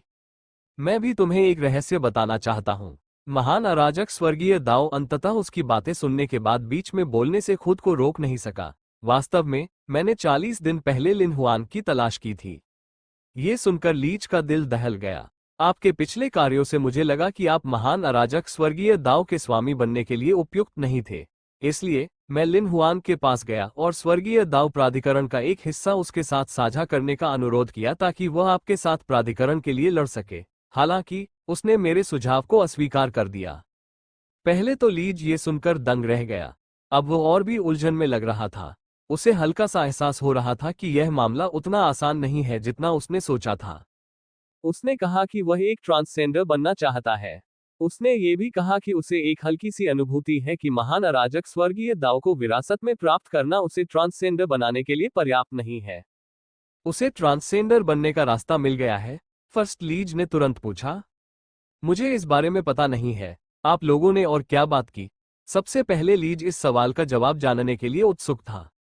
हमने आपसे लड़ने के तरीके के बारे में बात की, महान अराजक स्वर्गीय दाव ने ईमानदारी से कहा। पहले लीज एक पल के लिए स्तब्ध रह गया, जिसके बाद उसने उपहास किया। मैंने उसे आसानी से पीछे छोड़ दिया है क्योंकि उसने प्राधिकरण साझा करने के आपके प्रस्ताव को अस्वीकार कर दिया है। वो शायद मुझसे भी बहुत पीछे है और समय के साथ हमारे बीच का अंतर और भी बड़ा होता जाएगा। मैं केवल इतना कह सकता हूं कि आपका मीठा सपना जल्द ही चकनाचूर हो जाएगा। महान अराजक स्वर्गीय दाव की आवाज शांत थी। जब फर्स्ट लीज जवाब देने ही वाला था तो उसे अचानक लगा कि कुछ गड़बड़ है। इतना ही नहीं, ये भावना और भी मजबूत होती जा रही थी। उन्होंने अपनी दिव्य टेलीकिनेसिस को उस अस्त व्यस्त ब्रह्मांड में फैलाया जिसे उन्होंने एकीकृत कर रखा था। अचानक उन्हें एहसास हुआ कि वे एक अजीब प्रभुत्वशाली शक्ति द्वारा आत्मसात किए जा रहे थे। वो इस प्रभुत्वशाली शक्ति से परिचित था, लिन हुआंग। फर्स्ट लीज पूरी तरह से स्तब्ध रह गया। हालांकि डोमिनेटर पावर की आभा लिन हुआंग की थी, लेकिन यह इतनी शक्तिशाली थी कि यह उसकी कल्पना से परे थी। तुम लोगों ने क्या किया? प्रथम लीज ने तुरंत प्रतिक्रिया व्यक्त की और ग्रेट कैओटिक हेवनली दाव पर उग्रता से चिल्लाया। मैंने अभी अभी लिन हुआंग को आपके द्वारा एकीकृत किए गए अराजक ब्रह्मांडों के सभी निर्देशांक भेजे हैं। महान अराजक स्वर्गीय दाव का स्वर शांत रहा, लेकिन ये गर्व से भरा हुआ लग रहा था। वो इतना शक्तिशाली क्यों है? यह असंभव है। उसे आपसे स्वर्गीय दाव प्राधिकरण नहीं मिला। अगर महान अराजक स्वर्गीय दाव ने स्वर्गीय दाव प्राधिकरण का एक हिस्सा साझा किया होता तो प्रथम लीज को इसका आभास हो जाता, क्योंकि वह प्राधिकरण का आंशिक स्वामी भी था। इसलिए वो स्पष्ट रूप से महसूस कर सकता था कि महान अराजक स्वर्गीय दाव ने लिन हुआंग के साथ स्वर्गीय दाव प्राधिकरण साझा नहीं किया था। उसी समय कुछ दूर से एक आवाज सुनाई दी, मुझे स्वर्गीय दाव प्राधिकरण की आवश्यकता नहीं है। मेरे पास खुद को मजबूत करने के अन्य तरीके हैं। लिन हुआंग का स्वरूप धीरे धीरे प्रकट हुआ। उसने मुस्कुराते हुए प्रथम लीज की ओर देखा, जो लगभग गिर चुका था। प्रथम लीज तब दंग रह गया जब उसने लिन हुआंग को देखा। उसने साफ तौर पर महसूस किया कि लिन हुआंग की आभा इतनी शक्तिशाली थी कि उसका दम घुट रहा था। उसे यह भी स्पष्ट रूप से एहसास हुआ कि लिन हुआंग उसे केवल एक उंगली से मार सकता है। हालांकि वो जो देख रहा था उस पर विश्वास करने को तैयार नहीं था। असंभव। मैंने स्वर्गीय दाव प्राधिकरण प्राप्त कर लिया है। आपकी एकीकरण गति का मुझसे आगे निकल पाना असंभव है। यह एक भ्रम है जो तुमने बनाया है ना? फर्स्ट लीज ने उस ओर देखा जहां ग्रेट कैओटिक हेवनली दाव था। वो असली लिन हुआंग नहीं है। उसी क्षण अचानक उसके हृदय में खतरे की तीव्र भावना जाग उठी। अगले ही पल उसने देखा कि एक खूनी चमक उसके शरीर को निगल रही है। एक पल के लिए बेहोश होने के बाद फर्स्ट लीज को होश आया। उसने देखा कि लिन हुआंग, जो कुछ ही दूरी पर था, अपनी फैली हुई उंगली वापस खींच रहा था। क्या अब तुम्हें विश्वास है कि मैं असली हूं? लिन हुआंग ने मुस्कुराते हुए फर्स्ट लीज की ओर देखा। हालांकि उसने मन ही मन सोचा, जैसा मैंने सोचा था, मैं उसे मार नहीं सकता। स्वर्गीय दाव प्राधिकरण प्राप्त करने के बाद प्रथम लीज स्वर्गीय दाव की इच्छा में बदल गया था। महान अराजक स्वर्गीय दाव की तरह उसे मारा नहीं जा सकता था। जब तक कोई इतना शक्तिशाली न हो कि वो अनंत ब्रह्मांड के सभी नियमों से परे हो और महान अराजक स्वर्गीय दाव से भी अधिक शक्तिशाली हो, उसके लिए अनंत ब्रह्मांड के स्वर्गीय दाव की इच्छा को मारना संभव नहीं था। लिन हुआंग चाहे कितना भी शक्तिशाली क्यों न हो, वो आखिरकार ट्रांसेंडर नहीं बन पाया था। स्वाभाविक रूप से वो ऐसी उपलब्धि हासिल कर सकता था। अभी जो उसने किया वो एक परीक्षण था। परिणाम वैसा ही हुआ जैसा उसने उम्मीद की थी। कैसे तुम्हारी योग्यता इतनी जल्दी बढ़ गई? प्रथम लीज को मारे जाने के बाद अंततः होश आया। उसने उस समय लिन हुआंग और अज़ा के बीच की लड़ाई को गुप्त रूप से देखा था, इसलिए उसे लिन हुआंग की पिछली ताकत का एक मोटा अंदाजा था। हालांकि उसके सामने खड़े वर्तमान लिन हुआंग की क्षमता का स्तर इतना था कि उसने उसकी पिछली ताकत को पूरी तरह से ग्रहण कर लिया था। वो 40 या उससे ज्यादा दिन पहले के अपने पिछले रूप की तुलना में कई गुना ज्यादा शक्तिशाली हो गया था। इससे प्रथम सेना बहुत भ्रमित हो गई। शायद यह मेरे असाधारण उपहार के कारण है, लिन हुआंग ने मुस्कुराते हुए चिढ़ाते हुए कहा। वास्तव में यहां तक कि वो स्वयं भी इस समयावधि में अपनी क्षमता के विकास की गति को बहुत भयावह मानता था। ग्रेट हेवन पैलेस में समय प्रवाह त्वरण का उपयोग करने से पहले उनकी दैनिक एकीकरण गति पहले से ही तेज मानी जाती थी।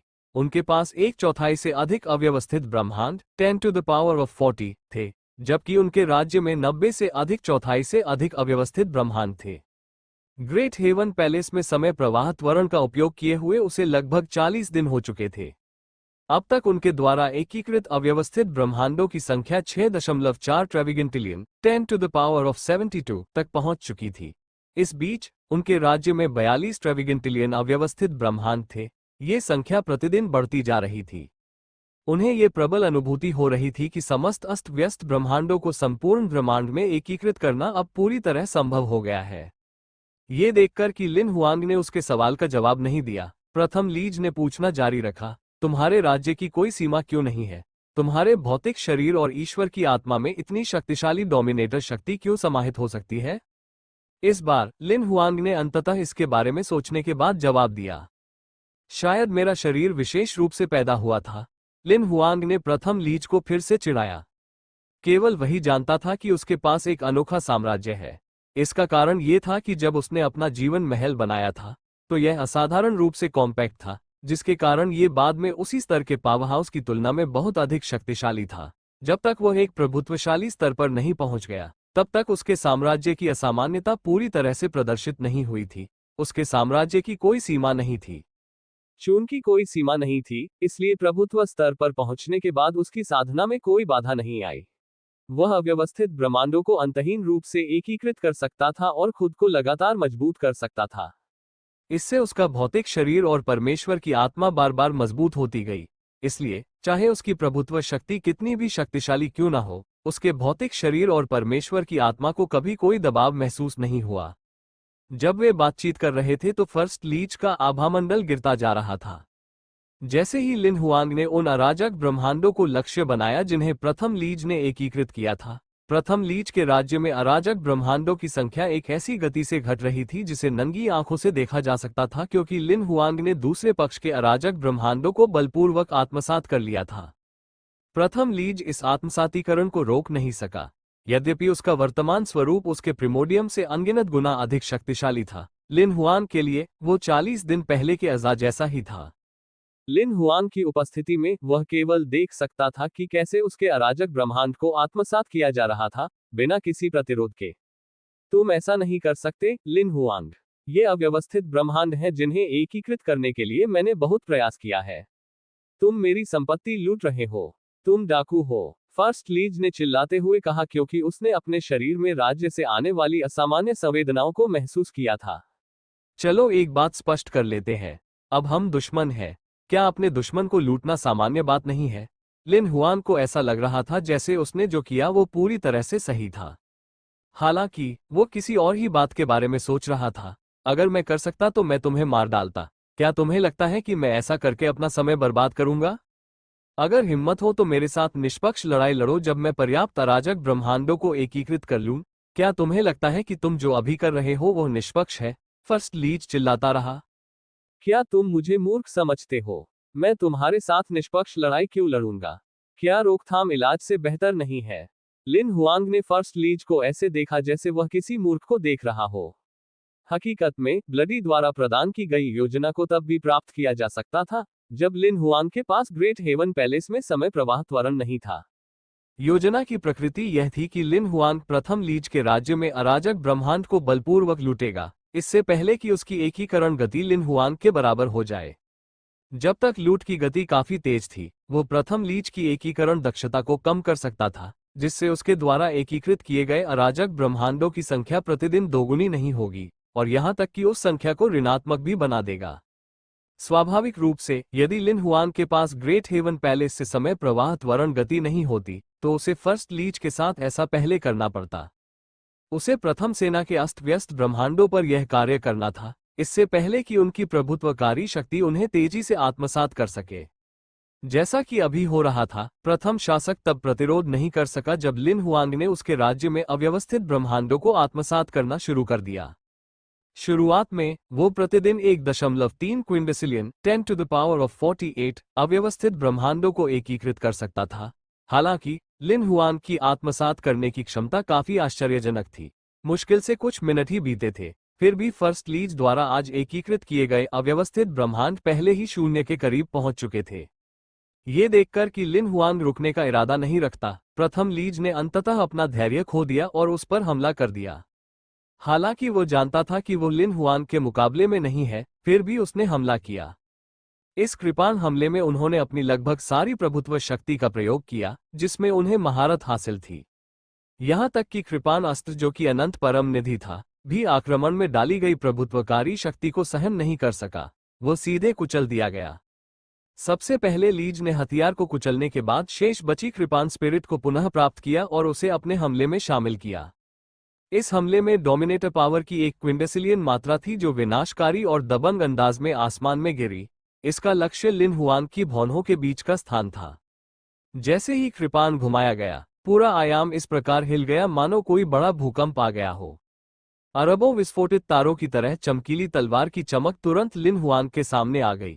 इससे पहले कि अंतहीन ऊर्जा उसके सिर में प्रवेश करती, वो अचानक उसके सिर से 10 सेंटीमीटर की दूरी पर बुझ गई। वो भयानक आक्रमण, जो करोड़ों अस्त व्यस्त ब्रह्मांडों को नष्ट करने के लिए पर्याप्त शक्तिशाली था, ऐसा प्रतीत होता था कि किसी अज्ञात शक्ति ने उसे तुरंत ही नष्ट कर दिया था। ये बिना किसी निशान के गायब हो गया। अपना प्रयास बचाकर रखो, तुम्हारा हमला मेरी सुरक्षा को भेद नहीं सकता, लिन हुआंग ने धीरे से कहा। प्रथम लीच पूरी तरह सदमे में था। इस समय तक प्रथम लीज ने 5 करोड़ अराजक ब्रह्मांडों पर अपना आधिपत्य जमा लिया था। उसने बिना कुछ रोके अपनी तलवार घुमा ली थी। यह विनाशकारी हमला अनंत ब्रह्मांड में किसी को भी कुचल सकता था, चाहे वो हज़ा हो जो पहले अपने चरम पर था, या अज़ा जिसे लिन हुआंग ने 40 दिन पहले आत्मसात कर लिया था। किसी के लिए भी इस हमले से बच पाना असंभव था। हालांकि जब हमला उसके सामने वाले व्यक्ति पर हुआ तो उसने पाया कि वो उसकी सुरक्षा को भी भेद नहीं सका। सबसे भयानक बात यह थी कि लिन हुआंग ने किसी भी रक्षात्मक तकनीक का उपयोग नहीं किया था। असंभव। प्रथम सेनापति के चेहरे पर अविश्वास छा गया। इसके तुरंत बाद उसने अपनी तलवार को दूसरी और तीसरी बार पागलपन की हद तक घुमाया। बिना रोक टोक के तलवारों की चमकदार चमक बिखेरी गई। हर हमले में उसने अपनी पूरी ताकत झोंक दी। उसने सैकड़ों लाखों बार वार किया, जिससे लगभग तुरंत ही अनगिनत तलवारें निकल आईं। चमकती हुई चमक से ऐसा लग रहा था जैसे ब्रह्मांड फट गया हो, क्योंकि वे लिन हुआंग की ओर बढ़ रहे थे। हालांकि चाहे तलवार की चमक कितनी भी हो, चाहे वे कितनी भी चमकदार हो, वे स्वचालित रूप से मंद हो जाती और लिन हुआंग से एक निश्चित दूरी पर पहुंचने पर पूरी तरह से गायब हो जाती। उनमें से कोई भी उसके 10 सेंटीमीटर के भीतर नहीं आ सका। ऐसा लग रहा था जैसे उसके चारों ओर एक अदृश्य दीवार खड़ी हो, जो बाहरी दुनिया से किसी भी तरह का हस्तक्षेप रोक रही हो। दीवार के दूसरी ओर मौजूद लिन हुआंग अछूता लग रहा था। वास्तव में यह कोई रक्षात्मक तकनीक भी नहीं थी। लिन हुआंग ने अपनी डोमिनेटर पावर को सक्रिय भी नहीं किया था। यह सिर्फ इतना था कि उसके शरीर में इतनी डोमिनेटर पावर थी कि उसमें से कुछ लीक हो गई। लीक हुई ऊर्जा अकेले ही फर्स्ट लीच के सभी हमलों को आसानी से कुचलने के लिए पर्याप्त थी। असल में उनके बीच का अंतर बहुत बड़ा था। लिन हुआंग पर प्रथम लीच का हमला ऐसा था जैसे कोई सामान्य व्यक्ति एक विशालकाय जानवर के सामने अपनी तलवार घुमा रहा हो, जो सुनामी ला सकता था। इस बात की परवाह किए बिना कि वह उस विशालकाय जानवर को नुकसान पहुंचा सकता है या नहीं, उसके हमले इतने भी शक्तिशाली नहीं थे कि वह उस सुनामी से खुद का बचाव कर सके जिसे जानवर ने सांसों के माध्यम से उत्पन्न किया था। यद्यपि प्रथम शासक के हमलों से उसे कोई खतरा नहीं था, फिर भी लिन हुआंग काफी परेशान था। कष्टप्रद। इससे पहले कि तलवार की अंतहीन चमक पूरी तरह से फीकी पड़ जाए, लिन हुआंग ने अपना हाथ उठाया। उसकी उंगली की नोक से खून के रंग की चमक निकली। रक्त के रंग की चमक ऐसी लग रही थी मानो वह केवल अंगूठे जितनी मोटी थी, लेकिन वो तुरंत ही प्रथम शासक की भौहों के बीच के स्थान को भेद गई। पहले तो लीच को झटका लगा, फिर उसका शरीर तेजी से क्षीण होने लगा। उसके भगवान की आत्मा भी ढह गई। प्रथम लीच को पुनः मारने के बाद तलवार की अंतहीन चमक पूरी तरह से गायब हो गई। हालांकि फर्स्ट लीच के शरीर को पतली हवा से फिर से मजबूत होने में केवल एक पल लगा। कुछ मिनट पहले का वो दृश्य, जहां लिन हुआंग ने प्रथम लीच की हत्या की थी, पुनः सामने आ गया। स्वर्गीय दाव प्राधिकरण के कारण वो एक बार फिर पुनर्जीवित हो गया। स्वर्गीय दाव प्राधिकरण प्राप्त करने के बाद प्रथम लीच की वसीयत महान अराजक स्वर्गीय दाव पर अंकित हो गई थी। वसीयत को हटाया नहीं जा सकता था। जब तक इच्छाशक्ति मौजूद थी, फर्स्ट लीच को अनगिनत बार पुनर्जीवित किया जा सकता था। इसका मूल रूप से मतलब था कि वो अमर था। दूसरी बार पुनर्जीवित होने के बाद फर्स्ट लीज ने जल्द ही इस तथ्य को नोटिस किया। वो अचानक जोर से हंसने लगा जब उसने अपने पुनर्निर्मित शरीर को देखा, जो पहले जैसा अच्छा था। हा हा हा हा। लिन हुआंग ने जब उसकी प्रतिक्रिया देखी तो वो भौंचक्का रह गया। पहले लेगे ने काफी देर तक हंसा, फिर उसने लिन हुआंग से मुस्कुराते हुए कहा, मैं लगभग भूल ही गया था। तुम मुझे बिल्कुल नहीं मार सकते। तुम मुझे 1000 बार या 10,000 बार भी मार सकते हो, लेकिन जब तक तुम मेरे स्वर्गीय दाव की इच्छा को नहीं हटा सकते, तुम मुझे वास्तव में नहीं मार सकते। लिन हुआंग ने यह सुनकर केवल अपनी भौहें उठाईं, जिसके बाद उसने धीरे से जवाब दिया, क्या आपने जीवित मृत्यु शब्द के बारे में सुना है? पहले तो लीज ने यह बात सुनी तो वो दंग रह गया। अचानक उसके पूरे शरीर में ठंडक महसूस हुई। उसे सिर्फ इतना याद था कि लिन हुआंग उसे मार नहीं सकता था, लेकिन वह ये भूल गया था कि मौजूदा लिन हुआंग के पास ऐसी क्षमताएं थीं जो उससे कहीं ज्यादा थी। भले ही वो उसे मार न सके, लेकिन उस आदमी के पास उसे प्रताड़ित करने के कई तरीके थे। जैसे ही वो थोड़ा खोया हुआ महसूस कर रहा था, अचानक उसे अपने अंगों पर एक मजबूत बंधन का एहसास हुआ। जल्द ही उसके शरीर को उसकी इच्छा के विरुद्ध अपमानजनक स्थिति में लटका दिया गया। इसे कछुआ खोल बंधन कहते हैं। लिन हुआंग ने धैर्यपूर्वक समझाया, मैंने इसे ठीक से नहीं किया, मुझे फिर से कोशिश करने दो। पहले तो लीच को लगा कि कुछ पल के लिए बल ढीला पड़ गया, लेकिन अगले ही पल वो फिर से बंध गया। अब उसके अंगों की हरकतें और भी सीमित हो गई थीं। जैसा मैंने सोचा था, किसी वास्तविक व्यक्ति पर चीजों को आजमाना हमेशा बेहतर होता है। लिन हुआंग ने आखिरकार संतुष्टि में सिर हिलाया। मुझे अब कछुए के खोल के बंधन की आदत हो गई है, अब मुझे कौन सा आजमाना चाहिए? लिन हुआंग, तुम फर्स्ट लीज जवाब नहीं दे सका और खुद को अपमानजनक तरीके से बंधे हुए देख सकता था। वो लिन हुआंग पर केवल मौखिक हमला कर सकता था। हालांकि इससे पहले कि वो जो कहना चाहता था, उसे अचानक एहसास हुआ कि वह आवाज भी नहीं निकाल पा रहा है। यद्यपि यह महज एक मौन मंत्र था, लेकिन जब लिन हुआंग ने इसका प्रयोग किया तो प्रथम शासक के पास इससे बचाव का कोई साधन नहीं था। मौखिक हमलों को छोड़ दें तो वो विलाप भी नहीं कर सका। इस बीच लिन हुआंग ने प्रथम लीच की प्रतिक्रिया को नजरअंदाज कर दिया और उन बंधन शैलियों के साथ प्रयोग करना जारी रखा जो उसने अभी अभी सीखी थी। पैर मोड़कर बंधन, झींगा बंधन, रिवर्स झींगा बंधन, डायमंड पैटर्न बंधन, एम आकार का बंधन। लिन हुआंग ने प्रथम शासक को बार बार अपमानजनक स्थिति में डाला। प्रथम लीज, जो न तो प्रतिरोध कर सकता था और न ही कोई आवाज निकाल सकता था, वो केवल लिन हुआंग को उसके साथ जो चाहे करने दे सकता था। आधा घंटा ऐसे ही बीत गया। लिन हुआंग ने अचानक प्रथम लीज के बंधन ढीले कर दिए और उस पर से मौन मंत्र हटा दिया। हालांकि फर्स्ट लीज ने सारी उम्मीदें खो दी थी। वो कमजोर होकर जमीन पर गिर पड़ा। अब वो बात भी नहीं करना चाहता था। पिछले आधे घंटे में उसे साफ साफ एहसास हो गया था कि लिन हुआंग ने उसके राज्य के लगभग सभी अस्त व्यस्त ब्रह्मांडों को आत्मसात कर लिया है। उसने उसके लिए सिर्फ एक ब्रह्मांड छोड़ा था। उनकी लड़ाकू शक्ति प्रभुत्व स्तर रैंक 9 से प्रभुत्व स्तर रैंक 1 तक गिर गई थी। लिन हुआंग ने कुछ देर प्रतीक्षा करने के बाद केवल मुस्कुराते हुए बात की तथा महसूस किया कि प्रथम शासक बोलने का इरादा नहीं रखता। मैं तुम्हें आराम करने के लिए 1 महीना देता हूं। मैं 1 महीने में फिर से तुम्हारी तलाश करूंगा। तब ये बंधन नहीं होगा, हम कुछ और खेलेंगे। लिन हुआंग ने विराम लिया। वो फर्स्ट लीच के पास गया और अपनी ठुड्डी ऊपर उठाए। अगर आपके पास कोई अच्छा विचार है तो आप भी कुछ सुझाव दे सकते हैं। पहले लीज ने लिन हुआंग को गुस्से से देखा, लेकिन उसे जवाब देने की जहमत नहीं उठाए। नहीं लगता, मैं खुद ही इस बारे में सोचूंगा। वैसे भी मेरे पास 1 महीना है। लिन हुआंग मुस्कुराते हुए खड़ा हो गया, फिर वो धीरे धीरे वहां से गायब हो गया। सबसे पहले लीज ने उस जगह को देखा जहां लिन हुआंग गायब हो गया था। उसके दांतों से खून बह रहा था। तुम मुझे वैसे भी नहीं मार सकते, मैं बस तुम्हारा मनोरंजन करूंगा। लिन हुआंग तलवार गठबंधन में वापस आकर काफी खुश था। शुरू में उन्हें चिंता थी कि फर्स्ट लीच की तरफ से कुछ गलत हो जाएगा। आखिरकार दूसरे पक्ष के पास महान अराजक स्वर्गीय दाव के स्वर्गीय दाव प्राधिकरण था। उसके लिए कुछ अप्रत्याशित करने के लिए प्राधिकरण का उपयोग करना पूरी तरह से संभव था।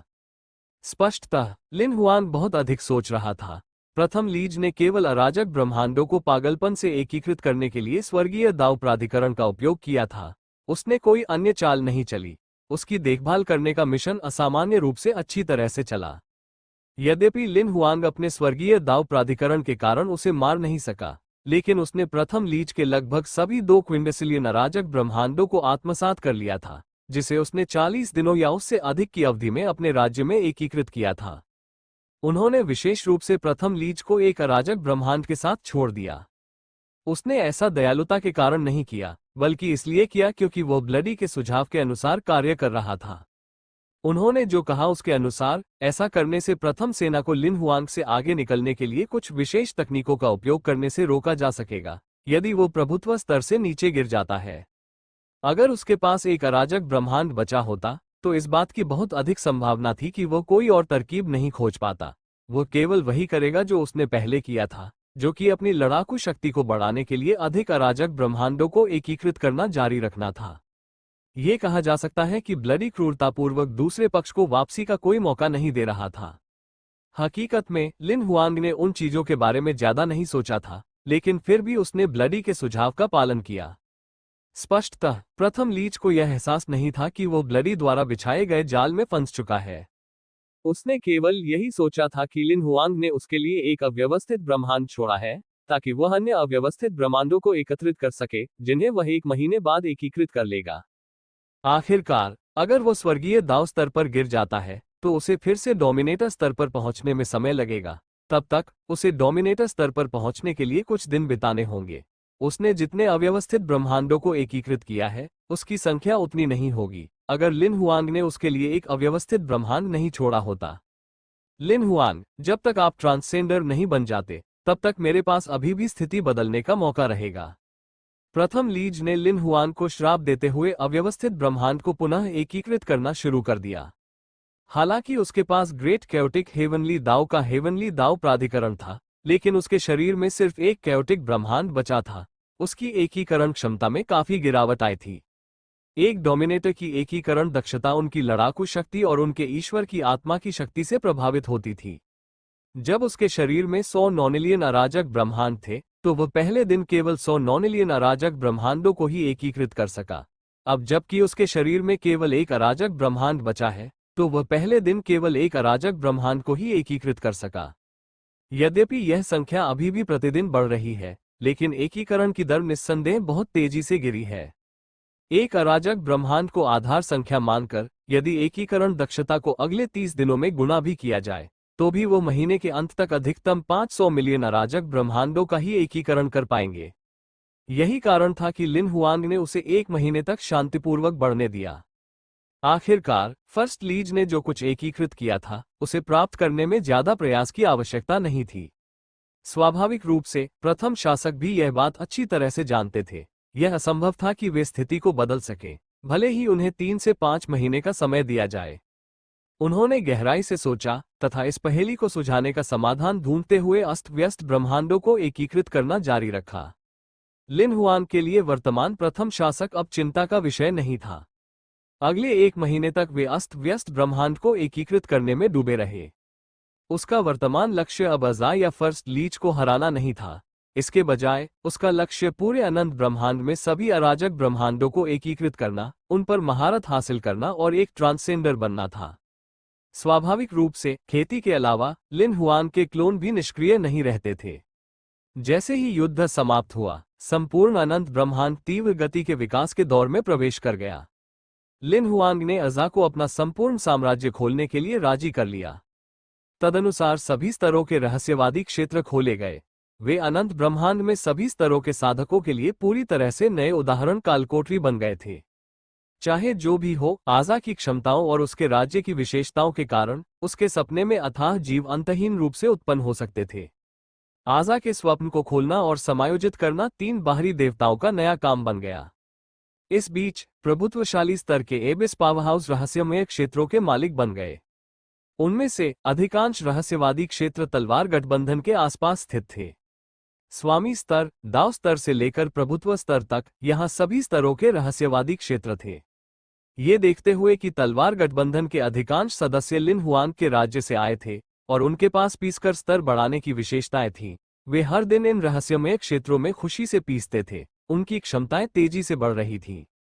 इसके कारण स्नो डोमेन, स्वॉर्ड पैलेस और ड्रैगन आइलैंड जैसे शीर्ष संगठन स्वॉर्ड एलायंस में आ गए तथा उन्हें विशिष्ट रहस्यवादी क्षेत्रों के उद्घाटन में सहायता करने के लिए राजी कर लिया। उन्होंने इन रहस्यमय क्षेत्रों तक पहुंचने के लिए वार्षिक किराया देने हेतु स्वॉर्ड एलायंस के साथ एक समझौते पर भी हस्ताक्षर किए थे। लिन हुआंग की पहले ज़ुलुओं के साथ दोस्ती के कारण केवल स्नो डोमेन को किराए के शुल्क से छूट दी गई थी। एबिस जनजाति धीरे धीरे अनंत ब्रह्मांड में एक उभरती हुई जनजाति बन गई। मानसिक रूप से विकलांग सदस्यों ने अपनी एबिस आभा को छिपा रखा था। वे कभी कभी सार्वजनिक रूप से दिखाई देते थे। बग जनजाति को अनंत ब्रह्मांड में सभी जनजातियों द्वारा नापसंद किया जाता था, मुख्यतः इसलिए कि वे जहां भी जाते थे वहां विनाश कर देते थे। हालांकि जब वे एबिसल जनजाति के खिलाफ लड़ाई में मित्र सेना का हिस्सा बन गए, तो हर किसी ने उनके बारे में अपना दृष्टिकोण बदलना शुरू कर दिया। ये देखते हुए कि लिन हुआंग ने बग गिरोह की इच्छा के साथ एक समझौता किया था और अधिकांश शक्तिशाली रैंक 10 रानी माताएं और बग सम्राट उसके आदेश के तहत शाही राक्षस थे, उसने बग जनजाति को उनके पारिस्थितिकी तंत्र को बनाए रखने के लिए भूमि का एक हिस्सा दिया, ताकि उन्हें विनाशकारी तरीके से संसाधन प्राप्त करने की आवश्यकता न हो। इससे अन्य जनजातियों को बग जनजाति के साथ व्यापार शुरू करने की अनुमति मिल गई। इतना ही नहीं, लिन हुआंग ने लिन शिन, लिन जुआन और उनके शिष्य वू हाओ को मनुष्यों के लिए मानव प्रतिभा साधना कार्यक्रम का नेतृत्व करने के लिए नियुक्त किया, जो अभी भी कमजोर जनजातियों में से एक था। वे न केवल उन मनुष्यों को प्रशिक्षित करेंगे जो साधना में प्रतिभाशाली थे, बल्कि वे उन प्रतिभाओं को भी प्रशिक्षित करेंगे जो अन्य पहलुओं में भी प्रतिभाशाली थे। इस बीच स्वॉर्ड एलायंस सभी जनजातियों से प्रतिभाओं और प्रतिभाओं को लेगा। इससे कोई फर्क नहीं पड़ता कि उनकी युद्ध शक्ति क्या है, उन्हें तब तक स्वीकार किया जाएगा जब तक उनके पास अपेक्षित प्रतिभा और सही मानसिकता होगी। इसमें बग जनजाति और एबिस जनजाति भी शामिल है। समय उड़ गया और जल्द ही 2 महीने बीत गए। लिन हुआंग के शरीर में अव्यवस्थित ब्रह्मांडों की संख्या 100 क्विंविगिंटिलियन से अधिक हो गई थी। अब यह आंकड़ा 120 क्विंविगिंटिलियन तक पहुंच गया था। पिछले 10 दिनों में ही उसे पता चला था कि अनंत ब्रह्मांड में अराजक ब्रह्मांडों की संख्या की वास्तव में एक सीमा है। जहां तक अव्यवस्थित ब्रह्मांडों की बात है, जिन पर उन्होंने महारत हासिल की थी, वो संपूर्ण अनंत ब्रह्मांड में मौजूद अव्यवस्थित ब्रह्मांडों की कुल संख्या का लगभग 1/3 था। उन्हें लगभग पूरा विश्वास था कि वे अगले 6 दिनों में समस्त अस्त व्यस्त ब्रह्मांडों को संपूर्ण अनंत ब्रह्मांड में एकीकृत कर सकेंगे। जैसा कि वादा किया गया था, लिन हुआंग ने उस आयाम में एक क्लोन प्रक्षेपित किया जहां महान अराजक स्वर्गीय दाओ था। पहले लीज ने कोई नई चाल नहीं चली, उसने केवल भयानक बातें कहीं। लिन हुआंग ने उसे प्रताड़ित किया और उसके शरीर में अव्यवस्थित ब्रह्मांडों को आत्मसात कर लिया और उसके लिए फिर से एक ब्रह्मांड छोड़ दिया। तब उसने अपने क्लोन को वापस बुलाया। हालांकि जब बाद में उसका क्लोन फिर से आया, तो वह अपनी भौहें सिकोड़े बिना नहीं रह सका। कहाँ है वह? प्रथम लीज चला गया था। सटीक रूप से कहें तो केवल प्रथम शासक ही नहीं, महान अराजक स्वर्गीय दाओ भी चला गया था। वो छुप रहा है? लिन हुआंग ने आंखें सिकोड़कर पूछा। महान अराजक स्वर्गीय दाओ भी क्यों चला गया? लिन हुआंग के क्लोन ने अपनी दिव्य टेलीकिनेसिस का विस्तार किया और पूरे आयाम और आसपास के स्थानों को दसियों बार स्कैन किया, हालांकि उसे कुछ भी नहीं मिला। असहाय महसूस करते हुए उनके प्रिमोडियम ने अंततः कार्रवाई की। उस क्षण उनकी दिव्य टेलीकिनेसिस संपूर्ण अनंत ब्रह्मांड, छिपे हुए आयामों, समय अंतरालों में अराजक ब्रह्मांडों में फैल गई। हालांकि सैकड़ों बार स्कैन करने के बावजूद उन्हें कुछ नहीं मिला। तो आखिरकार उसने एक चाल चली। लिन हुआंग ने भौहें सिकोड़ी। उसने उम्मीद नहीं की थी कि फर्स्ट लीज ऐसा कुछ करेगा। न केवल उसने खुद को छिपाया, बल्कि महान अराजक स्वर्गीय दाओ भी गायब हो गया। स्पष्ट रूप से उसने महान अराजक स्वर्गीय दाओ के साथ कुछ ऐसा किया था जिससे वो उसके ठिकाने का खुलासा न कर सके। मैं देखना चाहता हूं कि अब से 6 दिन बाद तुम कहां छिप सकते हो। लिन हुआंग ने इस बात पर विचार करने में समय बर्बाद नहीं किया कि प्रथम लीज वास्तव में कहां गया था। हर दिन पूरे अनंत ब्रह्मांड में कुछ बार अपनी दिव्य टेलीकिनेसिस का विस्तार करके खोज करने के अलावा उसने अपना सारा ध्यान शेष अव्यवस्थित ब्रह्मांडों को एकीकृत करने पर केंद्रित किया। 147 क्विंविगिंटिलियन, 173 क्विंविगिंटिलियन, 205 क्विंविगिंटिलियन। समय उड़ गया। 5 दिन और बीत गए।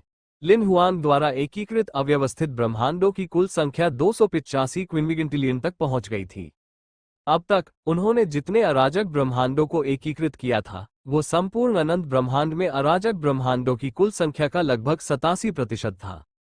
इन 5 दिनों के दौरान उसे प्रथम शासक का कोई भी संकेत नहीं मिला था और महान अराजक स्वर्गीय दाओ भी दिखाई नहीं दिया था।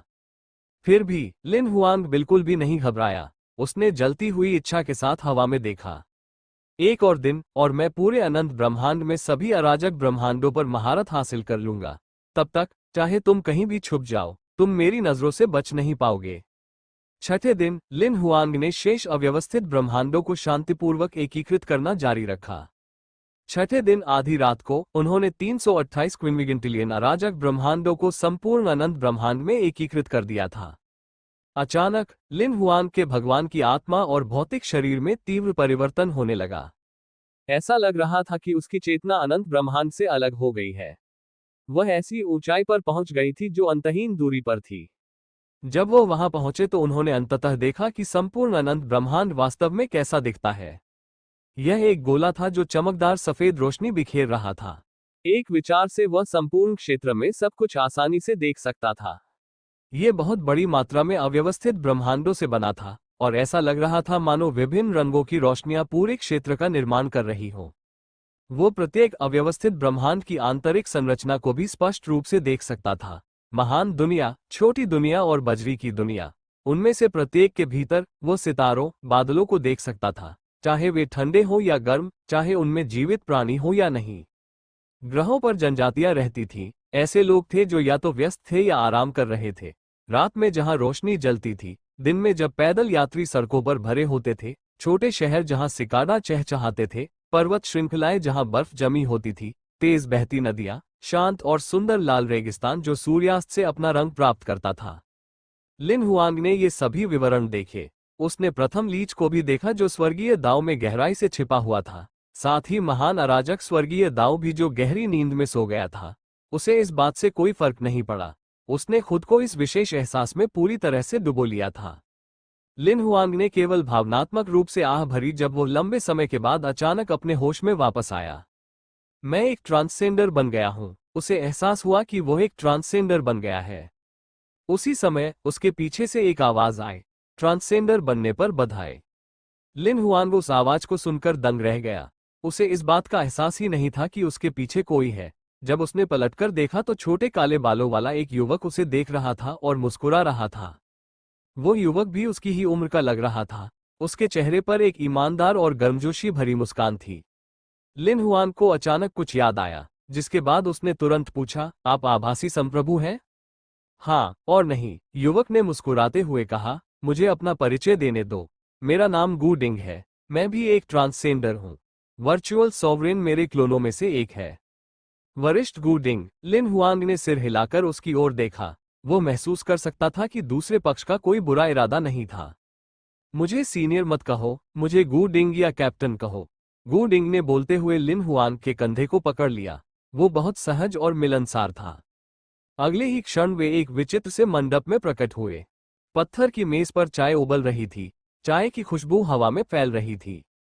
लिन हुआन गू डिंग के सामने पत्थर के स्टूल पर बैठ गया। कप्तान, वो गू डिंग की अति मित्रता की आदत नहीं डाल सका। मैं पहले एक अंतरतारकीय समुद्री डाकू था, इसलिए इस तरह का संबोधन मेरे साथ रहा है, गू डिंग ने मुस्कुराते हुए समझाया। उसने चाय का प्याला उठाया और एक घूंट लिया। हम इसके बारे में बाद में बात करेंगे। पहले मैं तुम्हें इस अनंत ब्रह्मांड के बारे में बता दूं। मैं कहां से शुरू करूं? गू डिंग ने कुछ देर सोचने के बाद चाय का प्याला नीचे रख दिया। मैं शुरू से शुरू करूंगा। मैंने वास्तव में सैकड़ों युगों पहले एक ब्रह्मांड बीज के साथ इस अनंत ब्रह्मांड को रोपा था। मैंने कुल 9 बीजों का उपयोग किया, हालांकि केवल यह एक बचा है। अब जब आप एक ट्रांसजेंडर बन गए हैं और अनंत ब्रह्मांड पर सफलतापूर्वक महारत हासिल कर ली है, तो मुझे पता है कि मेरे प्रयास व्यर्थ नहीं गए। तो मुझे विरासत में मिली, कप्तान की विरासत। लिन हुआंग ने वास्तव में कल्पना नहीं की थी कि अनंत ब्रह्मांड की स्थापना की गई थी। तुम्हें इतना विनम्र होने की जरूरत नहीं है, ये तुम्हारी नियति है। गू डिंग ने मुस्कुराते हुए हाथ हिलाया। क्या हमारे जैसे कई ट्रांसजेंडर्स हैं? लिन हुआंग पूछे बिना नहीं रह सका। हम ही अकेले हैं, गू डिंग ने मुस्कुराते हुए अपना सिर हिलाया। इतने कम? लिन हुआंग को उम्मीद नहीं थी कि इतने कम ट्रांसजेंडर्स होंगे। क्या आप ऊष्मागतिकी के दूसरे नियम के बारे में जानते हैं? गू डिंग ने चायदानी उठाई और अपने लिए एक और कप चाय बनाई। चाय पीते हुए उसने मुस्कुराते हुए ये सवाल पूछा। मैंने इसके बारे में सुना है। लिन हुआंग ने सिर हिलाया। उसने भी चाय का प्याला उठाया और एक घूंट लिया। प्राकृतिक प्रक्रिया के दौरान एक अलग सिस्टम में हमेशा एंट्रोपी में वृद्धि होगी। अराजकता लगातार बढ़ती रहेगी और अव्यवस्था भी बढ़ती रहेगी। जैसा कि लिन हुआंग ने बताया, जब उन्होंने चाय पी तो उन्हें एक अदृश्य शक्ति द्वारा अनंत ब्रह्मांड के साथ अपने बंधन को और मजबूत महसूस हुआ। अब वो अनंत ब्रह्मांड की गहराई में छिपे कुछ नियमों को समझ सकता था। एंट्रोपी बढ़ने पर तो ब्रह्मांड भी बर्बाद हो जाएगा। छोटी दुनिया, बड़ी दुनिया और अव्यवस्थित ब्रह्मांड तो और भी क्या। अनंत ब्रह्मांडों का क्या होगा जो और भी जटिल है? गू डिंग ने लिन हुआंग की ओर देखते हुए पूछा। तो क्या वे अनंत ब्रह्मांड एंट्रोपी वृद्धि के कारण नष्ट हो गए? लिन हुआंग को तुरंत एहसास हुआ। गु डिंग ने हल्के से सिर हिलाया और उसे सही किया। वास्तव में केवल वह ब्रह्मांड जिसमें हम हैं उसे ही अनंत ब्रह्मांड कहा जा सकता है। जो नष्ट हो गए हैं उन्हें अनंत ब्रह्मांड नहीं माना जाता है। मैंने जो 9 बीज बोए थे उनमें से 6 तब नष्ट हो गए जब वे एक ट्रेविजेंटिलियन अव्यवस्थित ब्रह्मांड तक पहुंच गए।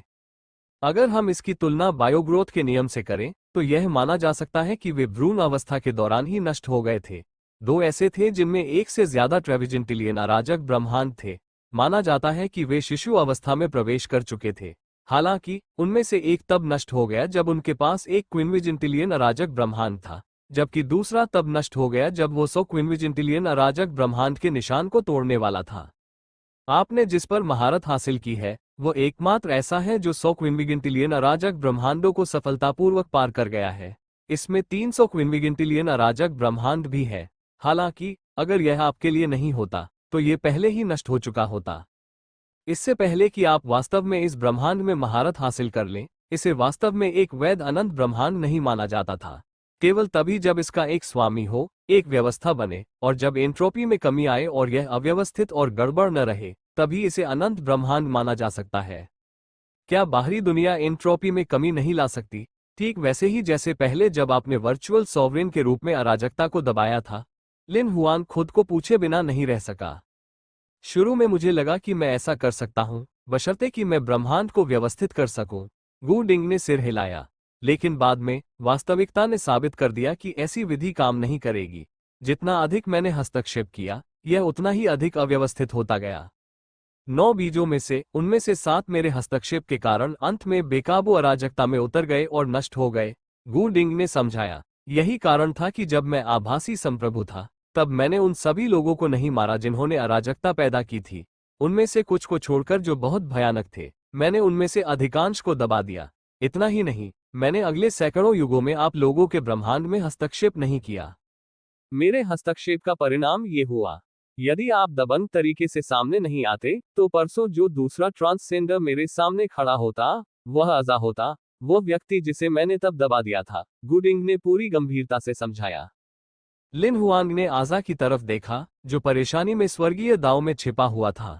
उसने मुस्कुराते हुए कहा, दुर्भाग्य से मैंने उसे ऐसा करने से रोक दिया। यह सही है। उन्होंने स्वर्गीय दाव प्राधिकरण के 2 अद्वितीय तंत्र खोजे। उन्होंने न केवल मूल स्वर्गीय दाव की इच्छा को गहरी नींद की अवस्था में पहुंचाया, बल्कि उन्होंने एकीकरण दक्षता को इस हद तक बढ़ा दिया कि हर दिन उनके द्वारा एकीकृत किए जाने वाले अव्यवस्थित ब्रह्मांडों की संख्या में 1 अरब गुना वृद्धि हुई। गु डिंग ने मुस्कुराते हुए चाय की एक और चुस्की ली। दुर्भाग्य से वे 2 दिन देर से आए। मुझे उम्मीद नहीं थी कि वह ऐसा कर दिखाएगा। लिन हुआंग ने कप में मौजूद सारी चाय पी ली और उसे नीचे रख दिया। अगर मैं सभी अव्यवस्थित ब्रह्मांडों को एकीकृत नहीं करता तो उनकी वर्तमान एकीकरण दक्षता के अनुसार वह आज एक दिन में एक ट्रेविजेंटिलियन अव्यवस्थित ब्रह्मांडों को एकीकृत कर सकते हैं और कल 100 क्विनविजिंटिलियन। परसों वह पूरे अनंत ब्रह्मांड में सभी अव्यवस्थित ब्रह्मांडों को आधे दिन में एकीकृत कर देंगे। अगले ही पल लिन हुआंग ने हाथ हिलाया और एक आकृति उनके सामने प्रकट हुई। ये प्रथम शासक था जो स्वर्गीय दाव में गहराई में छिपा हुआ था। प्रथम लीज अचानक स्वयं को एक अलग स्थान पर पाकर चौंक गया। उसने लिन हुआंग को ध्यान से देखा, साथ ही उस आदमी को भी जो लिन हुआंग के सामने बैठा था। वो खुद को रोक नहीं सका और सीधे चिल्लाया, आभासी संप्रभु। यह सही है, आखिरकार तुम बहुत देर से आए। लिन हुआंग ने सिर हिलाया और मुस्कुराया। अगर आपने मुझे 2 दिन और दिए होते, नहीं 1.5 दिन, तो मैं ही ट्रांसजेंडर बन जाता। फर्स्ट लीच के चेहरे पर अनिच्छुक भाव था। यह बहुत बुरा है कि अब आपके पास वो अवसर नहीं है। लिन हुआंग ने बोलते ही अपना हाथ हिलाया। उसने फर्स्ट लीच को सीधे अपने राज्य में भेज दिया। लिन हुआंग के राज्य के अंदर प्रथम लीच का भौतिक शरीर और भगवान की आत्मा इतनी तेजी से दहने लगी कि उसे नंगी आंखों से भी देखा जा सकता था। अंत में केवल एक विशाल राज्य ही बचा। ये धीरे धीरे लिन हुआंग के राज्य में एकीकृत हो गया और उसके राज्य का हिस्सा बन गया। प्रथम लीज, जिसे वो पहले नहीं मार सका था, अंततः धूल में बदल गया। प्रथम शासक को मारने के बाद लिन हुआंग ने गु डिंग के साथ बहुत देर तक बातचीत की। उसने अनंत ब्रह्मांड के बारे में कई रहस्य सीखे। उसके बाद ही उसने उसे अलविदा कहा और अनंत ब्रह्मांड में वापस चला गया। जैसे ही वह अपने अनंत ब्रह्मांड में वापस लौटा, लिन हुआंग ने महान अराजक स्वर्गीय दाव को जगा दिया। फिर उसने उसे अपनी इच्छा बरकरार रखने की अनुमति दी और उसे अपने राज्य में एकीकृत कर लिया। अब लिन हुआन को अनंत ब्रह्मांड का वैध स्वामी माना जाने लगा। अब उसे अंततः पूर्ण विश्वास हो गया। एक अनंत ब्रह्मांड जिसमें 300 क्विंटिलियन अव्यवस्थित ब्रह्मांड है, उसे सिर्फ एक नवोदित बीज माना जाता है। लिन हुआंग ने दूर आसमान की ओर देखा। उसने मुस्कुराते हुए धीरे से कहा, लगता है मैं इस कली को उगाने में व्यस्त हो जाऊंगा। आपके पास आपका दल है और मेरे पास मेरे मित्र और परिवार है। शिन ए, जियाक्सुआन, चलो बजरी की दुनिया की यात्रा करते हैं। जब से हम